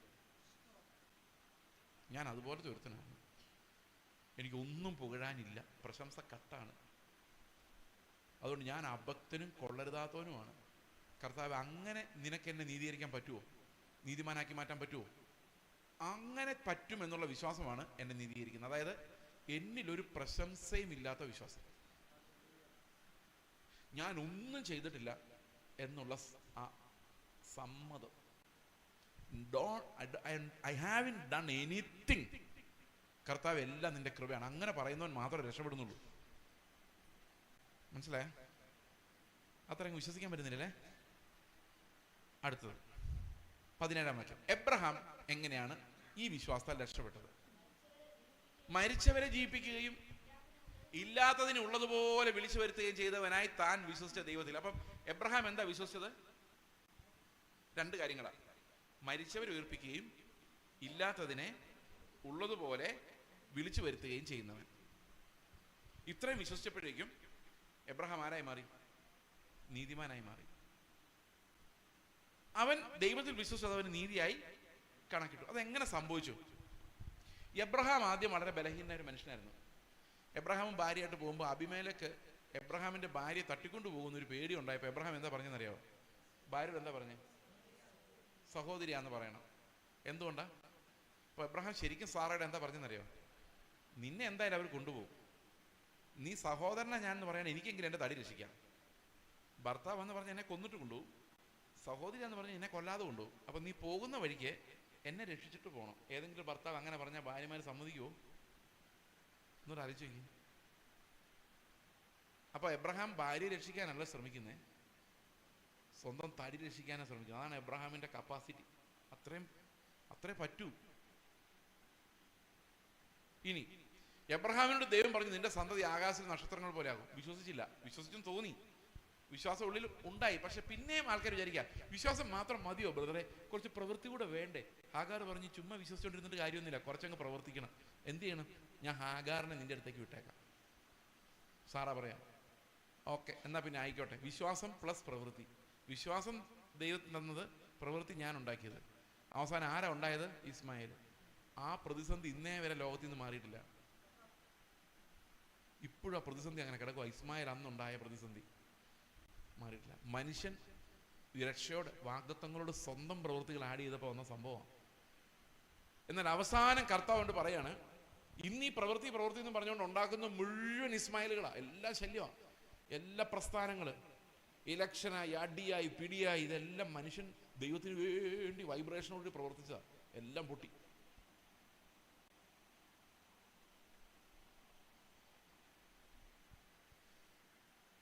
എന്നിട്ട് എബ്രഹാം അവസാനം കർത്താവ് പറയാണ്, നിന്റെ ഏകജാതനായ പുത്രനെ, ഇസ്മായിലിനെ പണ്ടേ വിട്ടു, ഏകജാതനായ പുത്രനെ നീ എനിക്ക് വേണ്ടി ബലിയർപ്പിക്കണം. അപ്പോൾ എബ്രഹാം, ഞാൻ സാറായോടൊന്ന് ചോദിക്കട്ടെ എന്ന് പറഞ്ഞില്ല. സാറയുടെ മകനല്ലേ, അമ്മയ്ക്ക് മകനോട് എന്ത് സ്നേഹം കാണും. സാറയോട് ചോദിച്ചില്ല, ഇസ്ഹാക്കിനോട് ചോദിച്ചില്ല. ദൈവത്തോട് ലോത്തിന്റെ സമയത്ത് സൊദോം ഗൊമോറയെ നശിപ്പിക്കാതിരിക്കാൻ വേണ്ടി ദൈവത്തോട് പ്ലീഡ് ചെയ്തതുപോലെ ദൈവത്തോട് പറഞ്ഞില്ല, എൻ്റെ മോനെ നീ രക്ഷിക്കണേ എന്ന് പറഞ്ഞ് നിലവിളിച്ചില്ല. ഒറ്റ അനുസരണമായിരുന്നു. ദാ യാഗം അർപ്പിക്കാൻ വേണ്ടി കൊച്ചിനെ പിടിച്ചോണ്ടൊരു പോക്കാണ്. അപ്പോൾ പഴയ എബ്രഹാമല്ല, ഈ വിശ്വാസം പുള്ളിനെ ആരാക്കി മാറ്റിയായിരുന്നു? ഒരു നീതിമാനാക്കി മാറ്റിയായിരുന്നു. ദൈവത്തിൻ്റെ വാഗ്ദത്തങ്ങളിന്മേലുള്ള വിശ്വാസം അവനെ അനുസരിക്കാൻ കപ്പാസിറ്റി ഉള്ളവനാക്കി മാറ്റിയായിരുന്നു. ആ സമയത്ത് ചോദ്യം ചെയ്യാതെ അനുസരിക്കാൻ അവന് പറ്റുമായിരുന്നു. അത് നിർബന്ധത്താലായിരുന്നില്ല, അവൻ്റെ ഉള്ളിൽ നിന്ന് വന്ന വിശ്വാസത്തിൻ്റെ അനുസരണമായിരുന്നു. അവൻ ഇങ്ങനെ വിശ്വസിക്കുകയാണ്, ഇസ്ഹാക്കിലൂടെയാണ് വാഗ്ദത്തം. പക്ഷെ ഇസ്ഹാക്കിനെയാണ് ഇപ്പം ദൈവം സാക്രിഫൈസിന് വേണ്ടി ചോദിച്ചിരിക്കുന്നത്. എനിക്ക് വേറെ പുത്രനില്ല, ഇപ്പം എനിക്ക് വയസ്സ് 120 ഇനിയൊരു പുത്രൻ ഉണ്ടാവുക എന്ന് പറയുന്നത് സാറായി ഏതാണ്ട് മരിക്കാറായി, ഇമ്പോസിബിൾ. അപ്പോൾ ഈ വാഗ്ദത്ത സന്തതി അങ്ങ് കൊടുത്താൽ പിന്നെ എൻ്റെ കയ്യിൽ ഒന്നുണ്ട്? ഒന്നുമില്ല. പക്ഷെ ഒരു കാര്യം അറിയാം, ദൈവം ഒരു വാഗ്ദത്തം തന്നിട്ടുണ്ട്. അതെന്താണ്? നിന്റെ സന്തതി ആകാശത്തിലെ നക്ഷത്രങ്ങൾ പോലെയാകും, അത് ഇസ്ഹാക്കിലൂടെയാണ്. അപ്പം എബ്രഹാം വിശ്വസിക്കുകയാണ്, ശരിയാണ്, ദൈവം വാക്ക് പറഞ്ഞാൽ വാക്കാണ്. മരിച്ചാൽ ആ യാഗപീഠത്തിൽ നിന്ന് തന്നെ ദൈവം ഈ ഇസ്ഹാക്കിനെ എഴുന്നേൽപ്പിച്ച് കൊണ്ടുവരും. പുനരുത്ഥാനം. 2, ഇനി അഥവാ ഇസ്ഹാക്കിനെ എഴുന്നേൽപ്പിച്ചില്ലെങ്കിൽ ഇല്ലാത്തടത്ത് നിന്ന് ഉള്ളതുപോലെ വിളിച്ചു വരുത്താൻ, മക്കളെ തരാൻ എനിക്ക് ദൈവത്തിന് കഴിയും എന്ന് വിശ്വസിച്ചുകൊണ്ടാണ് അവനെ കൊച്ചുമായിട്ട് പോകുന്നത്. എബ്രായ ലേഖനത്തിൽ പറയുന്നത് ഈ രണ്ടും എബ്രഹാം പ്രാപിച്ചു. ഒന്ന്, പുനരുത്ഥാനത്തിൽ എന്ന പോലെ അവൻ ഇസ്ഹാക്കിനെ മടക്കി പ്രാപിച്ചു. അപ്പോൾ പുനരുത്ഥാനത്തിലുള്ള വിശ്വാസം ആദ്യം കാണുന്ന എബ്രഹാമില്ല പഴയ നിയമത്തിൽ. 2,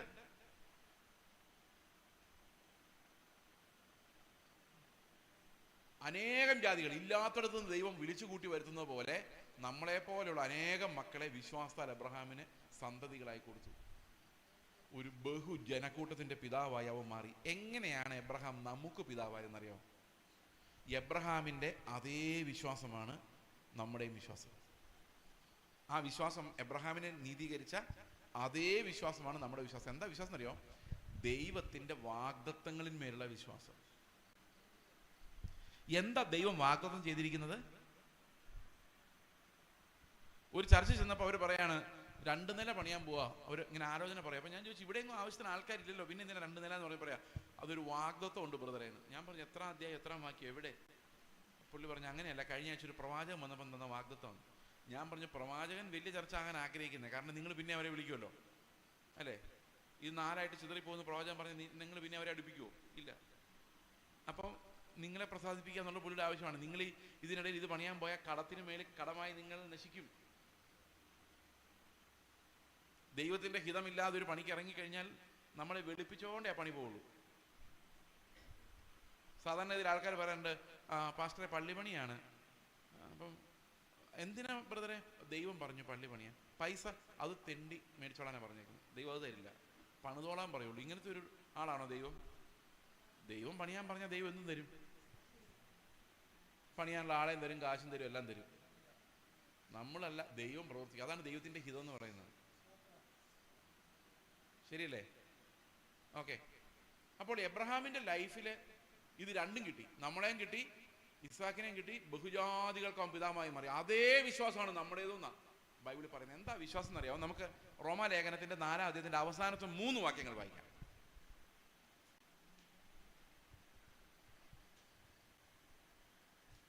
വായിച്ചോ?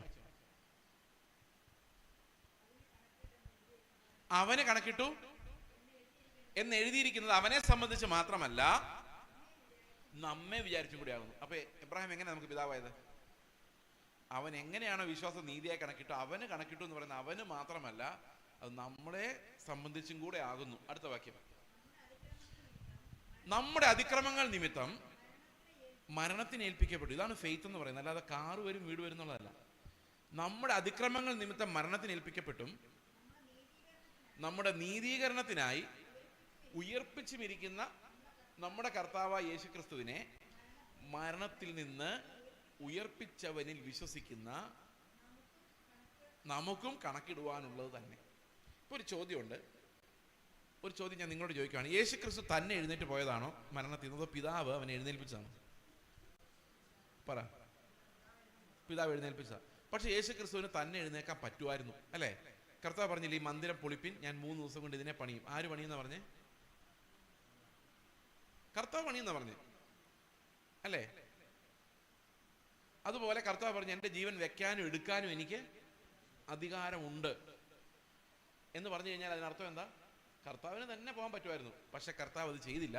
അതിന് പകരം എന്ത് ചെയ്തു? പിതാവിനോട് നിലവിളിച്ച് പ്രാർത്ഥിച്ചു. തന്നെ മരണത്തിൽ നിന്ന് രക്ഷിക്കാൻ കഴിയുന്നവനോട് ഉറച്ച് നിലവിളിയോടും കണ്ണുനീരോടും കൂടി അഭയാചനയും കഴിച്ച് പറഞ്ഞ്, കർത്താവേ, പിതാവേ, എന്നെ മരണത്തിൽ നിന്ന് രക്ഷിക്കണേ എന്ന് നിലവിളിച്ചു. അലറിക്കരഞ്ഞു. എന്തിനു വേണ്ടിയാ? കർത്താവ് ഒറ്റയ്ക്ക് പോകണമെങ്കിൽ പോയാൽ മതിയായിരുന്നു. പക്ഷെ അവൻ എൻ്റെ പുരോഹിതനായിട്ടാണ് മരിക്കുന്നത്. അപ്പൊ കർത്താവ് മരിക്കുമ്പോൾ ഒരു യാഗമാണ് പിതാവിൻ്റെ മുമ്പിൽ. പിതാവിനോട് പറയാ, ഈ യാഗം നീ സ്വീകരിക്കണം, എന്നെ എഴുന്നേൽപ്പിക്കണം. അപ്പൊ പിതാവ് നോക്കുമ്പോൾ ആരൊക്കെ ഉണ്ട് ഈ യാഗത്തിനകത്ത്? ഒരു കാരണവശാലും സ്വർഗത്തിൽ കയറ്റാൻ കൊള്ളാത്ത കുറെ വൃത്തികെട്ട മനുഷ്യര്. അവരെയും കൊണ്ടാ കർത്താവ് നിലവിളിക്കുന്ന, എന്നെ അങ്ങ് കയറ്റണേ എന്ന്. പിതാവ് ഒന്ന് ആലോചിച്ച് നോക്കിയ സംഭവം. അപ്പൊ പിതാവിനോട് പറയാം, നീ എന്നെ എഴുന്നേൽപ്പിക്കണം, ഞാൻ ഇത്രയും പേർക്ക് വേണ്ടിയാണ് മരിച്ചിരിക്കുന്നത്, ഇതിനകത്ത് ചെയ്സ് ഉണ്ട്. ഒയ്യോ, ചെയ്സ് ഇവനും ഉണ്ട്, ഇവനെല്ലാം സ്വർഗത്തിൽ കയറ്റണം. അപ്പൊ കർത്താവ് എനിക്ക് വേണ്ടി കഴിച്ച യാഗം പിതാവ് അംഗീകരിച്ചാൽ നമ്മളെല്ലാവരും അകത്താം. ശരിയല്ലേ? അപ്പൊ ഏലിയാവിന്റെ യാഗം പിതാവ് ദൈവം തീ അയച്ച് അംഗീകരിച്ച പോലെ ക്രിസ്തു നമുക്കായി കഴിച്ച യാഗം പിതാവ് അവനെ മരണത്തിൽ നിന്ന് എഴുന്നേൽപ്പിച്ചുകൊണ്ടാണ് അംഗീകരിക്കുന്നത്. അപ്പൊ അവൻ എഴുന്നേറ്റു എന്ന് പറഞ്ഞതിന് അർത്ഥം എന്താ? പിതാവ് നമ്മളെല്ലാവരെയും ഉയർത്തെഴുന്നേൽപ്പിച്ചു എന്നതിൻ്റെ അർത്ഥം. സമ്മതിച്ചോ? മനസ്സിലായോ? നമുക്ക് വേണ്ടി കർത്താവ് കഴിച്ച യാഗം പാസ്സായി. പിതാവ് അതിനകത്ത് സൈനിട്ടു, നമ്മുടെ നീതീകരണത്തിനായി. ഇപ്പൊ പിതാവ് പറഞ്ഞു, ആർക്കൊക്കെ വേണ്ടി ഈ പുത്രൻ മരിച്ചോ അവരെല്ലാം ഞാൻ നീതിമാൻ എന്ന് പ്രഖ്യാപിച്ചിരിക്കുന്നു. കാരണം അവന്റെ രക്തം ഇവരുടെ പാപങ്ങളെ കഴുകി മാറ്റിയിരിക്കുന്നു. മനസ്സിലായോ? അപ്പോൾ പിതാവ് നീതീകരിക്കുന്ന ആരെയാണ്? പുത്രന്റെ മരണത്തിലൂടെ അപ്പുറത്ത് ചാടിയവരെ. അവരെ ദൈവം ഡിക്ലെയർ ചെയ്യാണ് ഇവൻ നീതി. അതുകൊണ്ട് അവൻ നമ്മുടെ നീതീകരണത്തിനായി ഉയർത്തെഴുതി. നമ്മുടെ അതിക്രമങ്ങൾ നിമിത്തം മരിച്ചും. റോമാലേഖനം 10:11 വായിക്കുമ്പോൾ അവിടെ എഴുതിയിട്ടുണ്ട്, 10-ാം വാക്യം 10:10 എഴുതിയിട്ടുണ്ട്, അവൻ നീതിക്കായി ഹൃദയം കൊണ്ട് വിശ്വസിക്കുകയും. ഹൃദയം കൊണ്ട് എന്താ വിശ്വസിക്കേണ്ടേ? പിതാവ് അവനെ മരിച്ചവരുടെ നിന്ന് ഉയർപ്പിച്ചു എന്ന് വിശ്വസിക്കുന്ന എന്തിനു വേണ്ടിയാ? നീതിക്കായി. കാരണം നമ്മളെ എഴുന്നേൽപ്പിക്കുമ്പോൾ, ക്രിസ്തുവിനെ എഴുന്നേൽപ്പിക്കുമ്പോൾ നമ്മുടെ പാപങ്ങൾ കഴുകി എന്നാണ് അതിൻ്റെ അർത്ഥം. കാരണം അവൻ നമുക്ക് വേണ്ടിയാണ് ആ യാഗം കഴിച്ചത്. മനസ്സിലായോ? എത്ര പേർക്ക് വിശ്വാസമുണ്ട്? വിശ്വാസമുണ്ടോ? അപ്പൊ നമുക്ക് ആദ്യം വേണ്ട ഉറപ്പ് എന്താണെന്നറിയോ? ഈ കർത്താവ് എന്ന മഹാപുരോഹിതൻ എനിക്ക് അവിടെ ഉണ്ടെന്നാണ്. അതുകൊണ്ട് എബ്രായ ലേഖനത്തിൽ പറയുന്നത്, നമുക്ക് അവന്റെ ദേഹം എന്ന തിരശ്ശീല കീറി നമുക്ക് ഏത് സമയത്തും കൃപാസനത്തിലേക്ക് കിടക്കാം. പക്ഷെ കൃപാസനത്തിലോട്ട് കിടന്നിട്ട് നമ്മൾ പറയുന്നത് എന്നാന്നറിയോ? വീട്, കാറ്, പൈസ. അതാണ് ഈ പ്രശ്നം. അവിടെ അതിമഹത്തായ സ്വർഗീയ ധനങ്ങൾ അടുക്കിയടുക്കി വെച്ചിരിക്കുക. ക്രിസ്തുവിന്റെ ധനം മൊത്തം മൈൻഡ് ചെയ്യുന്നില്ല. നമുക്ക് വേണ്ടത് മുഴുവൻ സമ്പത്തും ഈ മനുഷ്യൻ്റെതാണ്. അവിടെ ഏത് സമയത്തും കടന്നു ചെല്ലാനുള്ള ആക്സസ്. ഈ ക്രിസ്തുവിന്റെ യാഗത്തിലൂടെ ദൈവം നമുക്ക് തരുന്ന 2 ഉറപ്പുകളുണ്ട്. എന്തൊക്കെയാണ് ക്രിസ്തുവിന്റെ യാഗത്തിലൂടെ ദൈവം നമുക്ക് തരുന്ന 2 ഉറപ്പുകൾ? 5 മിനിറ്റ് കൊണ്ട് പറഞ്ഞു തീർക്കാൻ പറ്റും എന്ന് ഞാൻ വിചാരിക്കുന്നു. ഏത് മഹാപുരോഹിതനും ചെയ്യുന്ന 2 കാര്യങ്ങളുണ്ട്. എന്തൊക്കെയാണ്? ഒന്ന് യാഗം കഴിക്കുന്നു, മറ്റൊന്ന് മധ്യസ്ഥത അപേക്ഷിക്കുന്നു, ജനത്തിന് വേണ്ടി ഇടിവിൽ നിൽക്കും. ഇത് 2 പുരോഹിതന്മാർ എപ്പോഴും ചെയ്യുന്നത്. ശരിയാണോ? ഓക്കെ. ക്രിസ്തുവിന്റെ യാഗത്തെ ഒരു നിമിഷം ഓർത്ത് നോക്കിയേ. എബ്രായ ലേഖനം 13-ാം അധ്യായത്തിന്റെ 11-ാം വാക്യം വായിച്ചേ. മഹാപുരോഹിതൻ രക്തം വിശുദ്ധ മന്ദിരത്തിലേക്ക് തളിക്കുവാനായി കൊണ്ടുപോകുന്ന മൃഗങ്ങളുടെ ഉടൽ പാളയത്തിന് പുറത്തു വെച്ച് ചുട്ടുകളയുന്നു. അടുത്ത വാക്യം എന്താ?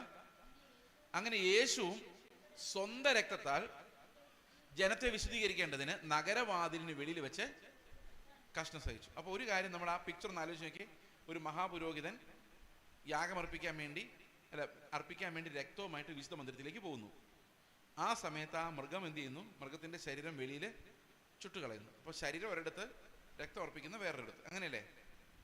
അല്ലേ? ഒന്ന് പാളയത്തിന് പുറത്തും മറ്റൊന്ന് ആലയത്തിലുമാണ്. അടുത്ത വാക്യത്തിൽ പറയാണ്, യേശു ക്രിസ്തു തൻ്റെ രക്തത്താൽ നമ്മളെ രക്ഷിക്കേണ്ടതിന് എന്ത് ചെയ്തു? നഗരവാതിലിന് വെളിയിൽ വെച്ച് കഷ്ടം അനുഭവിച്ചു. അപ്പോൾ ആ മൃഗത്തെ പോലെ കർത്താവ് എന്ത് ചെയ്തു? പാളയത്തിന് പുറത്ത് നഗരവാതിലിന് വെളിയിൽ അവൻ്റെ ശരീരം തകർക്കപ്പെട്ടു. അപ്പം രക്തം എവിടെ അർപ്പിച്ചത്? വേറൊരു സ്ഥലത്ത്, അല്ലേ? അതെവിടെയാ? 9-ാം അധ്യായത്തിന്റെ 11-ാം വാക്യം വായിച്ചേ. 9:11.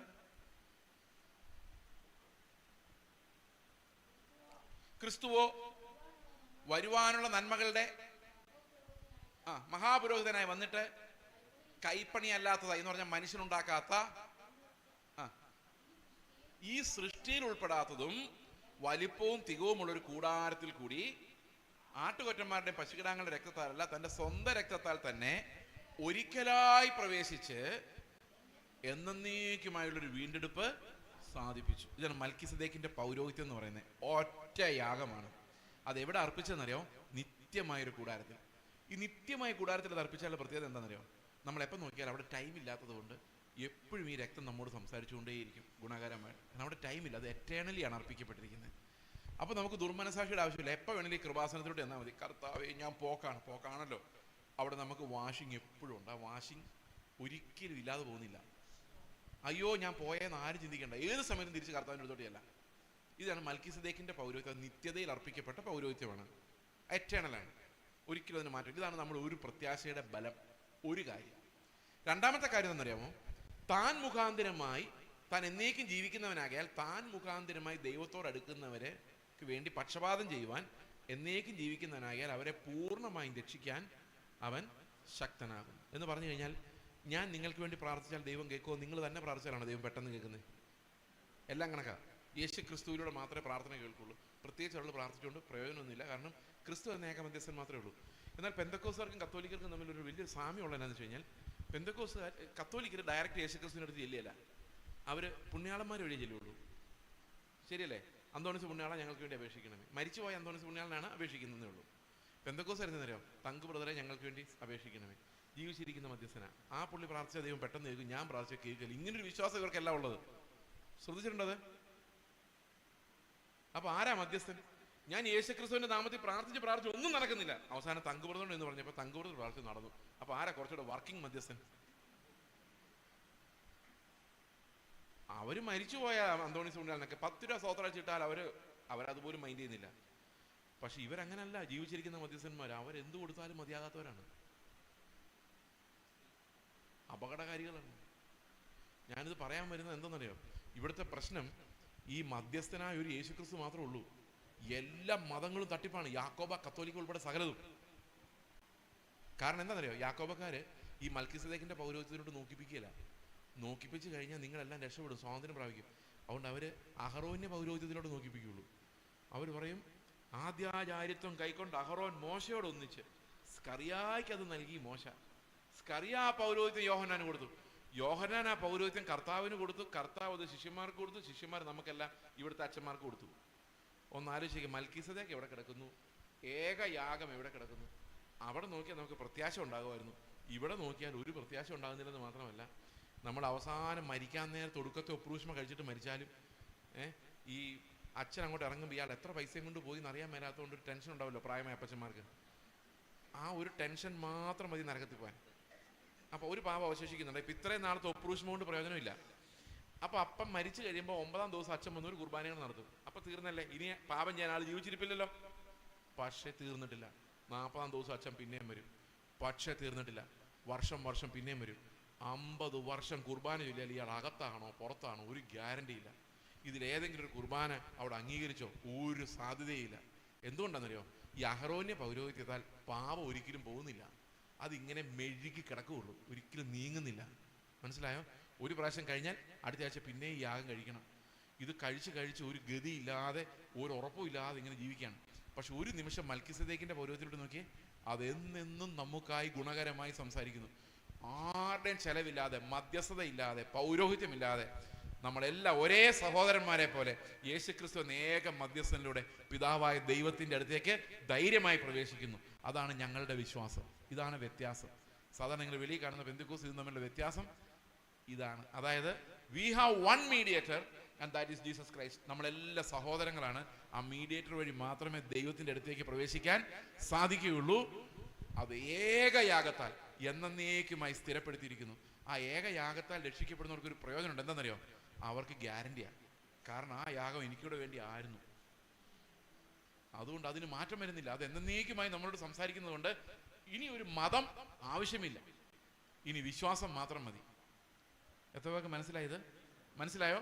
അപ്പം കാത്തലിക് ചർച്ചും യാക്കോബ ചർച്ചും ചെയ്യുന്ന ഏറ്റവും വലിയ കൊടിയ ദുഷ്ടത എന്താണെന്ന് വെച്ച് കഴിഞ്ഞാൽ അത് കന്യാമറിയോട് പ്രാർത്ഥിക്കുന്നൊന്നുമല്ല. അതല്ല ഈ കുർബാനയാണ്. വീണ്ടും വീണ്ടുമുള്ള ആവർത്തിക്കപ്പെടുന്ന യാഗങ്ങൾ, ഒരിക്കലും പാപം പരിഹരിക്കാത്ത അതേ യാഗങ്ങൾ, ഈ ലേവ്യ പൗരോഹിത്യം നീങ്ങിപ്പോകാതെ അത് വെച്ചുകൊണ്ടിരിക്കുന്നത്. ഇബ്രാഹിം പറയുന്നത് എന്താണെന്നറിയോ? ലേവി എബ്രഹാമിന്റെ കടിപ്രദേശത്ത് ഇരുന്നുകൊണ്ട് മൽക്കീസദേക്കിന് ദശാംശം കൊടുത്തു. ലേവി ആരാണ് വലുത്? മൽക്കീസദേക്കാണ്. അവൻ ആദ്യവും അന്തവും ഇല്ലാത്ത ദൈവത്തിന്റെ പുരോഹിതൻ.